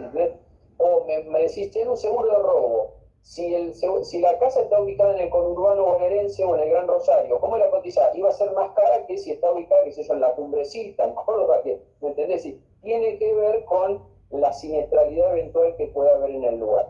Eso me va a determinar la tasa de prima, entonces la suma asegurada multiplicada por la tasa de prima me va a dar la prima pura. Y vamos a empezar con todos los otros, que si tiene un adicional, que si no, que si, ¿me entendés? Ahí empieza... Pero lo primero que tenemos es la prima pura, o sea, la prima que surge de frecuencia e intensidad, tasa de prima, por el capital asegurado me da prima pura, que es lo primero que tengo. ¿Sí? ¿Se entendió, Eliana? ¿Sí? Bárbaro. Y ahí Matías me pregunta, ¿el seguro es un contrato de adhesión o consensuado? Muchísimas gracias, Matías, por la pregunta, porque es algo que me olvidé de decir entre los caracteres del seguro. Cuando ustedes vean la clasificación van a ver contrato consensual o de adhesión. El consensual, a ver, el contrato de seguros es consensual, ¿sí? ¿Por qué es consensual? Porque se perfecciona con el consentimiento de las partes. ¿Cuál sería la diferencia, la contracara? Un contrato real. A ver, por ejemplo, yo me pongo de acuerdo con vos, Matías, de que vamos a hacer una póliza para tu casa, un combinado familiar. Y no es necesario que yo te entregue ya la póliza, te puedo hacer un certificado de cobertura. Si vos pagás, ya yo te emito un certificado de cobertura antes de mandarte toda la póliza, ya estás cubierto desde ahora. ¿Por qué? Porque consensuamos, estamos de acuerdo y vos ya pagaste la primera cuota, digamos, ¿sí? Ahora, ¿qué diferencia hay o sea, se perfeccionó por el consentimiento nuestro, de las partes. Ahora, ¿qué diferencia hay con el contrato real? Típico ejemplo es el contrato de estacionamiento. Si querés, suponete que vos vas a un estacionamiento y decís, che, yo a partir de mañana voy a traer el auto y te lo pago por mes. Entonces se da un acuerdo, se ponen de acuerdo. Vos inclusive le pagás la primera cuota de ese primer mes. Ahora, si vos no le llevas el auto, ¿qué es lo que te va a cuidar el otro tipo? Entonces eso es lo que se llama real. Porque si yo no entrego el objeto, el otro no tiene nada que cuidarme. O voy al banco y le digo, che, te voy a traer mañana 10.000 pesos para depositártelo a plazo fijo. Y el gobierno es un fenómeno, pero hasta que no me traiga los 10.000 pesos yo no tengo nada que devolverte. Entonces ese es un contrato real, porque necesitan que alguna de las partes entregue el objeto del contrato para que el otro después se lo devuelva por lo que sea. Entonces el contrato de seguro es un contrato consensual, no real. Y es además un contrato de adhesión, porque vos tenés que hay contratos digamos, paritarios o de libre acuerdo. Hoy cada vez quedan menos, pero por ejemplo yo te diría el contrato de alquiler. Suponete que vos vas a alquilar una casa y mirás la casa y dices, che, la verdad que acá falta hacerle esto, hacerle lo otro. Y medio te pones de acuerdo con el dueño de la casa y decís, bueno, mirá, en vez de pagarte el primer mes no te lo pago, pero me comprometo a hacer todo este arreglo. Entonces, bueno, ya están discutiendo alguna cláusula del contrato. En cambio, en el de adhesión, vos vas y adherís a los planes que tenga el banco, la aseguradora o el banco, o sea, generalmente, o la tarjeta de crédito. Si vos vas a una aseguradora y te dicen, mira, si querés esto, tenés que pagar esto, si tenés esto, tenés que pagarlo. es difícil que vos puedas discutir una cláusula de un contrato de seguros. Vos vas a poder optar por el plan A o por el plan B, pero las condiciones ya las estableció el otro. Por eso, desde el lado del consumidor, cuando veamos derecho al asegurado, eso también es importante, el que redacta las cláusulas tiene la obligación de ser lo más claro posible y de incluir todas las cláusulas, porque si el que redacta las cláusulas se olvidó de incluir alguna cláusula, después no me la puede venir a imponer al momento de tener que pagar un siniestro, ¿me entendés? Así que esa es la diferencia del contrato de... No, el contrato de caución no sería paritario, te diría tampoco. Qué sé yo, por ahí en un seguro de grandes números podés discutir algo, pero viste, es muy poco lo que el asegurado puede discutir. O sea, optás por planes que la aseguradora tiene prediseñados. Entonces vos adherís a esos planes. No, yo hasta ahora no he visto ningún fallo ni ninguna opinión que diga, no, el contrato de seguro es paritario. Por lo menos yo no lo vi. Si ustedes lo ven, lo cuentan. No, por favor, Matías, al contrario. Bueno, ¿vamos bien hasta acá? ¿Sí? Bueno. Vamos a pasar ahora a principios técnicos del seguro. Principio técnico del seguro es muy importante porque muchas de las cosas que están en el principio técnico del seguro después las vemos a lo largo de todo el programa, o se ven a lo largo de todo el programa. Y acá tenemos el primer punto que es prima pura, que es prima de tarifa, que bueno. A ver, para que tengamos en claro los distintos tipos de prima. Lo que tenemos como prima pura es lo que yo les decía, es la primera parte, digamos, el primer concepto, lo que es la tasa de prima, lo que llamamos como tasa de prima. Después lo que tenemos es lo que se llama prima de tarifa. ¿Qué sería la prima de tarifa? Bueno, la prima de tarifa es cuando yo le empiezo a agregar a esa tasa de prima, por ejemplo, los gastos de contratación, por ejemplo, los gastos de administración. Entonces, a ver, si por ejemplo yo estoy pagándole al productor de seguros una comisión del 20% sobre prima, ahí es donde tiene que ir cargada, en la prima de tarifa. ¿Sí? O si tengo X porcentaje por lo que sería gasto de administración, lo que sería todo lo que es el gasto que tiene la aseguradora de personal, siempre le van a dar algún punto, le van a cargar algún punto por esto. Entonces, ahí yo ya tengo lo que es la tasa de prima pura y ya le estoy agregando, por ejemplo, a las comisiones y ya le estoy agregando algún punto o 2, 3 puntos por lo que sería el gasto de administración, lo que a mí me implica como aseguradora tener levantada la persiana. Eso sería la realidad. Entonces, por eso, a ver, hay que tener cuidado cuando alguna aseguradora dice, salgo a pagar comisiones, supongamos que la media del mercado es 20-25%, salgo a pagar comisiones del 35%. ¿De dónde sacás? Porque si no lo estás cargando arriba, si no lo estás cargando en la prima de tarifa, ¿dónde estás sacando? ¿Qué te estás comiendo prima pura? Si te estás comiendo prima pura, te estás comiendo lo básico que tenés para tener ese balde que nosotros decíamos debidamente lleno. Por eso ojo con las compañías que salen a pagar comisiones alocadas, porque y cobran lo mismo como costo final. ¿De dónde la están sacando? Si no, tendría que haber una diferencia de costos muy concreta. Entonces, los gastos de adquisición, los gastos de administración van en la prima de tarifa. Y después tenemos lo que sería la prima de póliza. Que ahí en la prima de póliza tenemos agregados también lo que serían los adicionales, lo que se llama como extra prima. Por ejemplo, vamos a suponer, cuando yo estoy cubriendo una casa por el ramo de incendio, yo la estoy cubriendo contra incendio en un combinado familiar. Pero si yo voy a asegurar una casa que esté en Comodoro Rivadavia, le voy a tratar de agregar, además, huracán, ciclón, vendaval o tornado. Y eso es un adicional que va con una tasa de extra prima. Entonces, esa extra prima va a complementar a la prima pura, la prima de póliza, y va a estar en lo que sería la prima de póliza final. Prima pura, prima de tarifa, más todos esos adicionales o recargos me van a dar la prima de póliza, que después se va a transformar en la prima comercial, que ya va a estar incluyendo todo lo que vengo diciendo. Y después de la prima comercial, yo voy a agregarle lo que serían impuestos. Ahí tengo los sellados nacionales y tengo los impuestos provinciales. Todo eso me va a terminar dando el premio total. Por ahí explicado así, no sé si queda muy claro. Yo de todas maneras les voy a mandar un cuadro, les voy a mandar por vía de Wanda, les voy a mandar un cuadrito para que lo vean.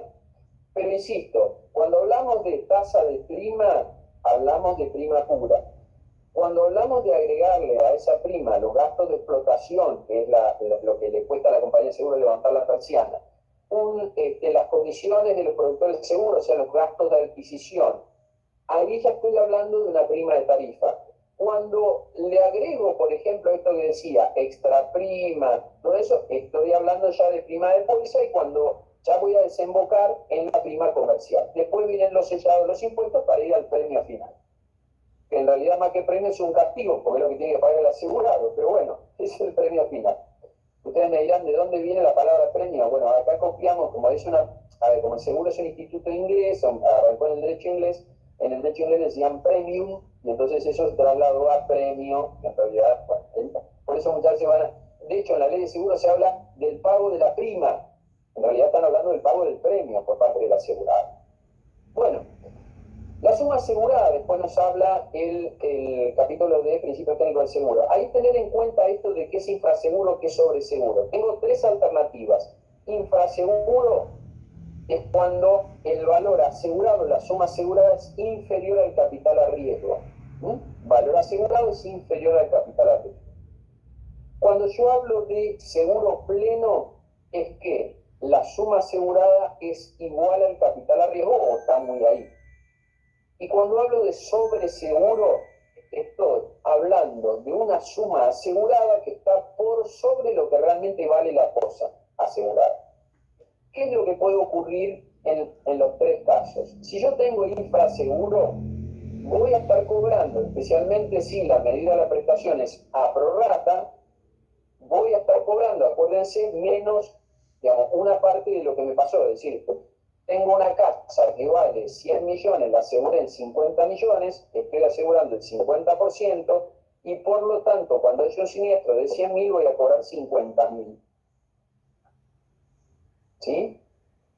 Sí, siempre voy a cobrar el porcentaje de lo que tengo asegurado, salvo que se me prenda fuego todo. Entonces se me prendió fuego toda la casa y obviamente ahí voy a cobrar el 100% de lo que tenía asegurado. Ojo con esto, ¿no? Porque si se me prendió fuego todo, me van a pagar el 100% de lo que tengo asegurado. Si yo estoy infraasegurado, igual me perjudico, porque voy a cobrar menos de lo que realmente vale la cosa. Pero ahí me van a pagar todo, pues se me prendió fuego todo. Ahora, en el caso del seguro pleno, voy a cobrar lo que realmente corresponda. Y en el caso del sobreseguro, ojo con esto. Si hay sobreseguro, la aseguradora no, digamos, se produce un siniestro, la casa vale 10 millones, yo la tenía asegurada en 20. Me van a pagar los 10 millones, lo que realmente vale la casa. No me van a pagar los billetes, porque si no, sería muy fácil. Yo voy a un sobreseguro, a un enriquecimiento ilícito y listo, cobro más de lo que realmente vale el bien. Me recontra beneficio así.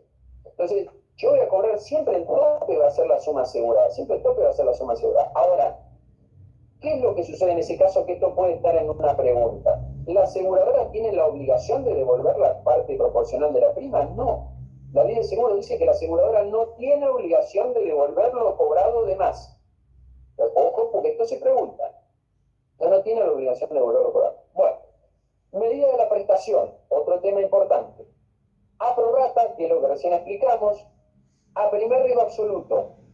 Sí, a primer riesgo absoluto es la medida de la prestación más cara, pero a mí me da la tranquilidad de que supongamos, yo tengo una casa o un bien que vale 20 millones, lo aseguro en 10 millones y me van a pagar todo siniestro hasta 10 millones. Nunca me van a pagar más de la suma asegurada, pero todo lo que ocurra hasta la suma asegurada me lo van a pagar y no me van a efectuar ningún prorrateo, no me van a efectuar ninguna quita. Y después, el otro tema es el primer riesgo relativo. Lo que se pregunta mucho, cuando, por lo menos lo que yo he visto, el primer riesgo relativo es, ¿qué tengo que tener en cuenta para poder hacer una cotización, una cobertura de primer riesgo relativo? Tengo que tener en cuenta el valor asegurable. El valor asegurable. ¿Por qué tengo que tener en cuenta el valor asegurable? Porque ustedes piensen, y esto, el primer riesgo relativo únicamente se utiliza para coberturas de robo. Acuérdense también, Si llegan a decir en qué ramas se utilizan de riesgo relativo, robo exclusivamente, y tiene que ser cuando yo voy, por ejemplo, a un depósito, supónganse, donde veo que es un depósito infernal de mercaderías, pero yo veo que de todas esas mercaderías, de todas esas máquinas, supóngase que tuvieran máquinas, yo digo, a este riesgo le van a poder robar toda esa máquina, tiene que venir con 60 camiones para robarle toda esta máquina. Entonces, ¿yo qué hago? Digo, ¿qué es lo más fácil de llevar que tiene esto? Más o menos calculo lo que suma, lo más fácil de llevar, no es que lo tenga que identificar e individualizar, pero digo, más o menos, digo, bueno, lo más fácil de llevar pueden ser 10 millones, supóngase. Pero acá él tiene 40 millones de pesos. Bueno, yo tengo que hacer una póliza por 10 millones, pero primer riesgo relativo 1 a 4. Acuérdense que el primer riesgo relativo se puede hacer de 1 a 2, de 1 a 4, de 1 a 6, de 1 a 8, entonces, o de 1 a 10. Entonces yo lo que tengo que tener en cuenta es el valor a riesgo, el valor asegurable, para poder determinar esa relatividad. ¿Qué implica esto? Que en caso de siniestro le van a pagar todo, hasta la suma asegurada, supónganse 10 millones, en la medida que él en total dentro del depósito, si yo había hecho 1 a 4, no tenga más de 40 millones. Si tuviera más de 40 millones, supónganse si tuviera 50 millones, el prorrateo va a estar establecido entre la diferencia entre los 40 que podía llegar a tener y los 50. No entre los 10 millones que tiene de suma asegurada. 10 millones es su suma asegurada. Pero el prorrateo va a estar entre lo que él podía llegar a tener, hecha esa multiplicación de 1 a 4 dentro del riesgo, y lo que realmente tiene. Si no supera los 40 millones, todo lo que le pase hasta 10 millones se lo van a pagar. Teniendo un relativo de 1 a 4. ¿Sí? Yo les voy a mandar también en ese sentido un PowerPoint que tengo, los que ya estudiaron, o que los que me tuvieron de profesor ya se lo debo haber mandado, Julio, eso lo deben tener, pero bueno, se los vuelvo a mandar, que es el ejemplo de una concesionaria, para que ustedes puedan ver la relatividad y cómo trabajaría en ese caso, ¿sí? Se lo voy a enviar también, se lo mando a través de WhatsApp. Así que bueno, tenemos dos PowerPoint que sí o sí te tengo que mandar, el de reglas medidas de la prestación y el de prima. Bien. Sí, estaba anotando eso. Bien, bien. Bueno, seguimos un cachito. Franquicias y descubiertos. ¿Qué es la franquicia? Bueno, la franquicia es la forma que tiene la aseguradora de decir, che, no me tengo que hacer cargo de todo, ¿eh?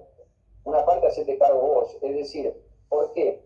Porque es la forma en que van encontrando las aseguradoras cada vez más para decir, bueno, mirá, los primeros 10.000, 20.000 o 50.000 de cada siniestro lo haces cargo vos, yo te pago de ahí para adelante. Entonces, todo lo que es el siniestro micro le va quedando cada vez más al asegurado. Todo lo que es el siniestro macro le va quedando al asegurador. Entonces, eso me permite, como asegurador, hacer un costo bastante adecuado, pero ojo que la franquicia... Entonces, ¿cómo funcionan las franquicias? Una franquicia, que es la que más se utiliza, la franquicia simple, yo no he visto que se utilice mucho, pero sería así la simple. Vamos a suponer en un siniestro de 20.000 pesos, con una franquicia de 10.000, si el siniestro supera los 10.000, los 20.000 son a cargo de la aseguradora, de la franquicia simple. Si es de menos de 10.000, es a cargo del asegurado. Pero si supera los 10.000, los 20.000 son a cargo de la aseguradora. No se usa mucho. Sí se usa la franquicia que se denomina deducible, que es los primeros 10.000 van a cargo del asegurado y los segundos 10.000 van a cargo de la aseguradora. ¿Sí? Bien. Eso es lo que se utiliza bastante. Bueno, entonces tenemos franquicia deducible. Después tenemos descubierto obligatorio. ¿Qué diferencia hay entre la franquicia y el descubierto? La franquicia trabaja sobre el importe del siniestro puro y exclusivo. Yo digo, bueno, de un siniestro de 20.000, los primeros 10.000 son a cargo del asegurado, los otros 10.000 son a cargo de la aseguradora. De un siniestro de 50.000, bueno, trabajo sobre el monto de siniestro. Ahora, cuando hablo de descubierto, esto se hace generalmente para los grandes riesgos o para las pólizas de combinado familiar, integral de comercio, responsabilidad civil. Estoy diciendo que el descubierto va a ser un porcentaje no sobre el siniestro específicamente, sino sobre la suma asegurada.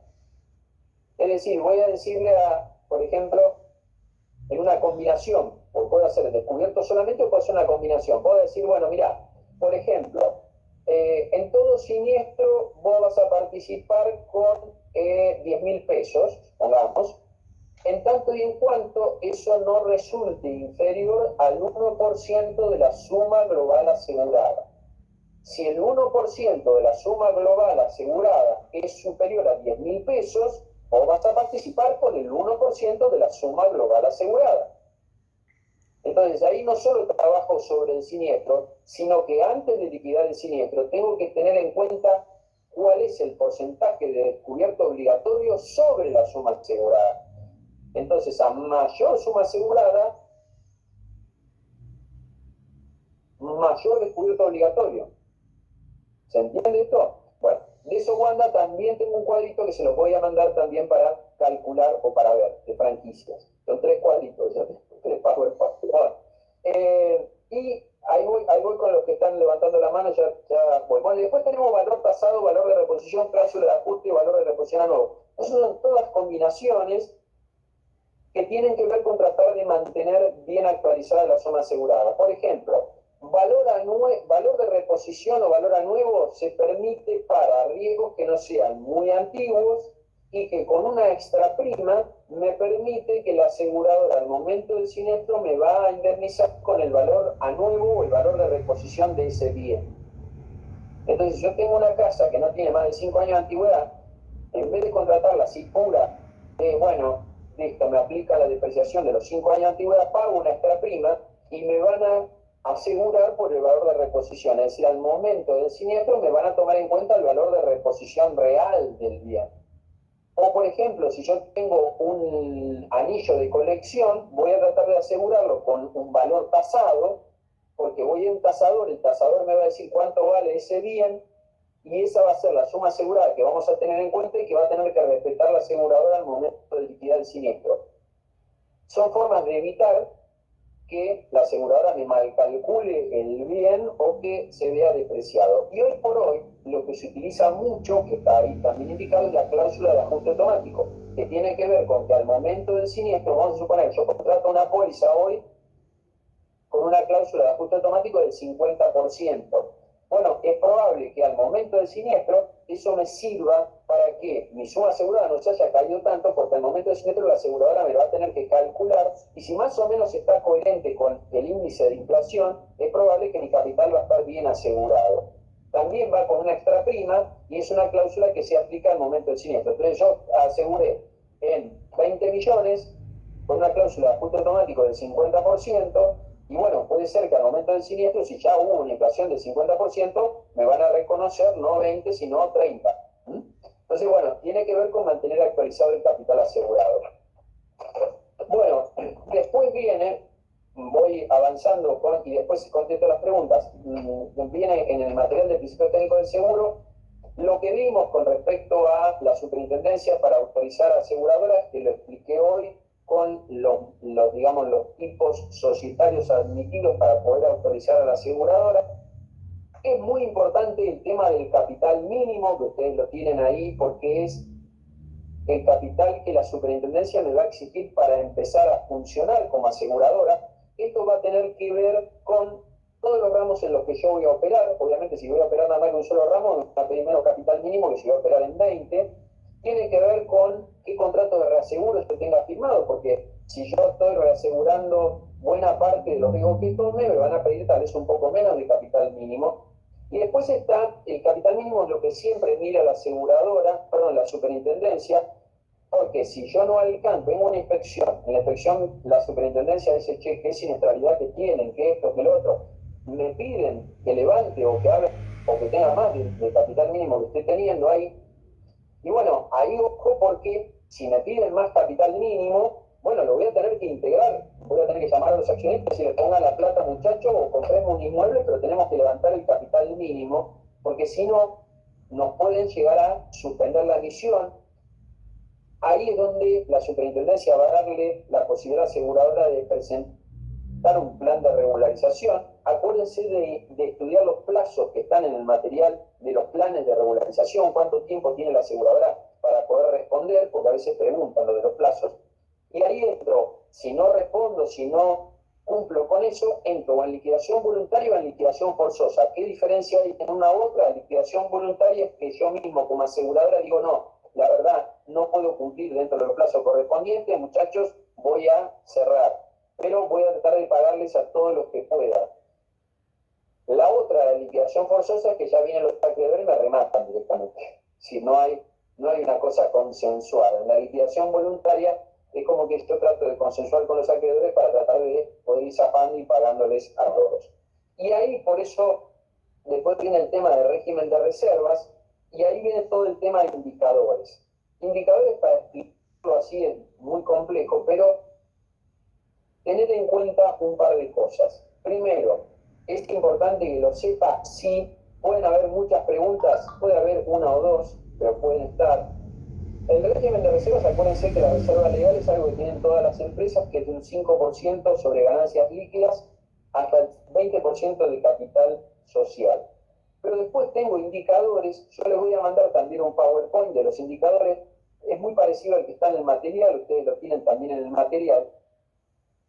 Pero tened en cuenta que los indicadores lo que me van mostrando es cómo está la aseguradora. Por ejemplo, hay un indicador que es de solvencia líquida, en donde yo tengo que, digamos, dividir la disponibilidad de inversiones, es decir, la plata que tengo en caja, en la caja, en los bancos, y las inversiones que tengo en el futuro público, y eso, dividido los compromisos técnicos que tengo, me va a dar la liquidez que yo tengo. Entonces, es importante que tenga un índice alto de solvencia líquida, porque quiere decir que yo puedo salir a pagar rápidamente siniestros. Y ustedes me dirán, sí, pero ¿y el índice de solvencia? ¿Qué diferencia tiene con la solvencia líquida? Que en el índice de solvencia estoy contabilizando los inmuebles. Entonces, por ahí me puedo encontrar en la parte de activo que tengo no mucha plata en caja, pero tengo muchos inmuebles. ¿Está bien? Sí, está bien, pero no está tan bien. ¿Por qué? Porque yo tengo que salir a pagar siniestros rápidamente. Tengo que empezar a rematar inmuebles. Los inmuebles no se rematan de un día para el otro. Entonces es probable que la superintendencia me diga, está todo bien, pero o vender algún inmueble y ponerme más plata en los bancos, o tener más solvencia líquida, porque si no, ¿cómo haces para pagar los siniestros más rápidos? Entonces, eso tiene que ver con los indicadores. Yo veo una compañía que está entre los primeros 3 o 4 lugares de venta del mercado. ¿Está bien? Sí, claro que está bien. ¿Cómo no va a estar bien? Está entre las primeras 4 que más facturan en el mercado. Ahora, voy a ver el índice de juicio, está repleta de juicios. Bueno, guarda, porque en algún momento los juicios van a tener sentencia. Y ese es un indicador que no puede estar alto, porque en algún momento me van a empezar a caer la sentencia y capaz que el capital que tengo no me va a alcanzar para eso. Entonces, los indicadores precisamente para lo que sirven es para hacer un estudio generalizado de cómo está la aseguradora. Entonces, acordarse de identificar también y dividir lo que son indicadores generales, como es participación en el mercado, como juicio de indicadores patrimoniales que tienen que ver con esto que les decía de solvencia líquida o de solvencia, y lo que son los indicadores de gestión. Yo tengo, por ejemplo, mucha siniestralidad. Ese es un indicador de gestión. Quiere decir que no estoy seleccionando bien los riesgos. Y acuérdense que la selección de riesgo, la selección de cartera, es algo importante. Bien, y después viene el tema de reaseguros. ¿Qué es el reaseguro? Bueno, acuérdense que el reaseguro es el seguro del seguro. Es decir, yo siempre doy este ejemplo que es medio simplón, pero que sí, vamos a suponer que tienen esos edificios gigantes que hay hace poco en Puerto Madero, por ejemplo, que dice, bueno, si a mí como aseguradora me traen un edificio de eso para asegurarlo, salvo que sea una aseguradora que tenga mucho capital, y por ahí no lo voy a tomar así nomás. Si voy a buscar el reaseguro, entonces suponiendo, le diría al reasegurador, mira, los primeros 20 pisos los tomo yo, los otros 20 tomalos vos. Entonces, estoy participando parte del riesgo. Obviamente que le voy a tener que ceder una parte de la prima que yo cobre, pero muy importante tener en claro que el asegurado no tiene ninguna acción contra el reaseguro. ¿Por qué? Porque no forma parte de ese contrato. El asegurado no puede hacerle juicio al reasegurador porque no tiene vinculación con él, son contratos independientes. Ahora, el reaseguro, yo voy a tener formas contractuales. ¿Cuáles van a ser? Obligatorio. ¿Qué sería? Mira, yo soy aseguradora, voy al reaseguro y digo, mira, te voy a reasegurar toda mi cartera de automotores. Bueno, yo en todas esas coberturas te voy a ceder tal porcentaje y vos te vas a quedar con el resto del porcentaje. pero lo hago para todo. Aquí un contrato automático anual para todo, no tengo que estar declarando cada auto. Ese contrato es anual, se renueva automáticamente, podemos llegar a reajustar algún toquecito, pero no tengo que estar todos los días informando las pólizas de autos que me van entrando. Eso es un contrato obligatorio, automático.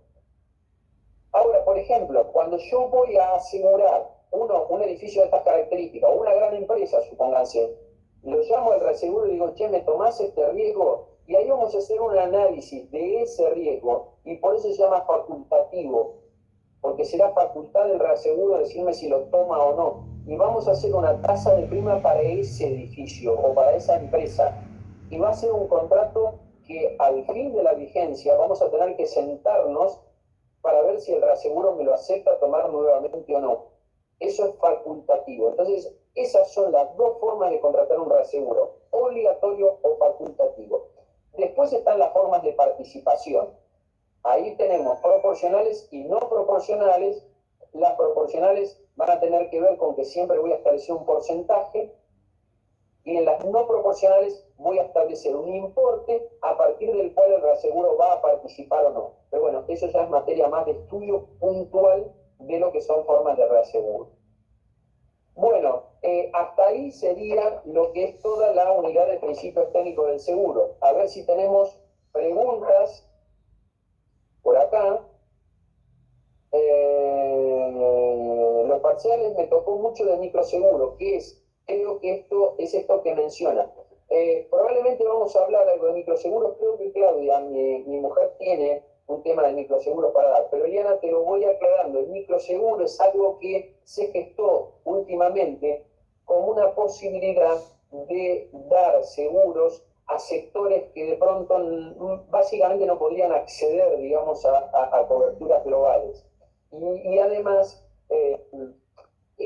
digamos, se comercializa a través, por ejemplo, no sé, de empresas de cable, de supermercados, o sea, las aseguradoras, pero a través de llegar a grupos masivos, para que de esa manera haya una cobertura tolerable que puedan pagar sectores que de otra forma no podían pagar. Son seguros más chicos, seguros para emprendedores, seguros para comerciantes individuales, pero tienen que ver con tasas de prima más bajas, con factibilidades de pago de distintas, con periodos de denuncia de siniestros más amplios, con pagos del siniestro más rápido, digamos. Por eso está dirigido, por eso se dice microseguro, está dirigido a seguros más chicos, digamos, ¿sí? Pero lo vamos a ver igual, Eliana. Bueno, sí, ahí no sé quiénes habían levantado la mano. María Pía, Fabián y después Viviana. Sí, escucho. Sí, profe, el coaseguro o reaseguro también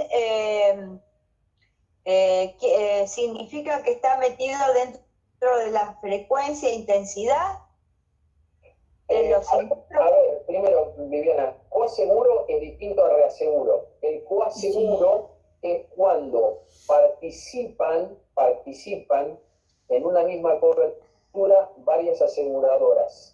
Pero son aseguradoras, no hay reaseguro. Es una forma de partir el riesgo también, pero ¿cuál es la diferencia con el reaseguro? Que en el coaseguro el asegurado tiene su póliza y ve en la póliza misma cuáles son las coaseguradoras que participan. Suponete, la segunda participa con un 50%, San Cristóbal con un 20%, qué sé yo, Rivadavia con un 10%, es decir, sabés quiénes son las aseguradoras que coparticipan.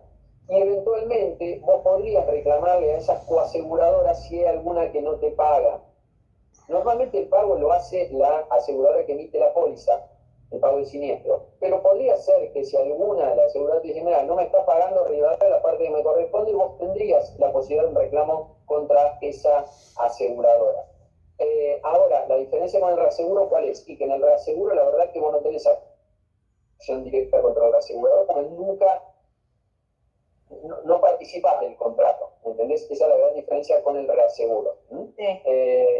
Esa es la gran diferencia. ¿Y qué otra cosa me preguntabas, Viviana? Me dijiste, lo de la frecuencia e intensidad. Sí, obviamente, Viviana, porque el reasegurador, cuando te va a establecer la tasa de prima, de reaseguro, diríamos, ¿no? Te te va a decir, che, este riesgo te voy a cobrar más que tal otro, y va a influir la frecuencia y la intensidad. Obviamente va a ser un costo mayor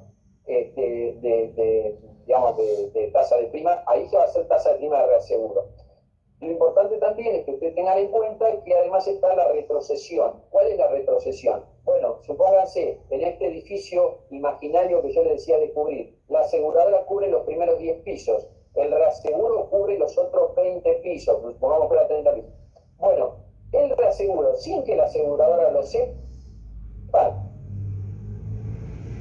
dice, che, la pucha, la verdad es que con estos 20 pisos que me quedaron a mí de cobertura, y capaz que si hay un siniestro me hace tambalear la reaseguradora.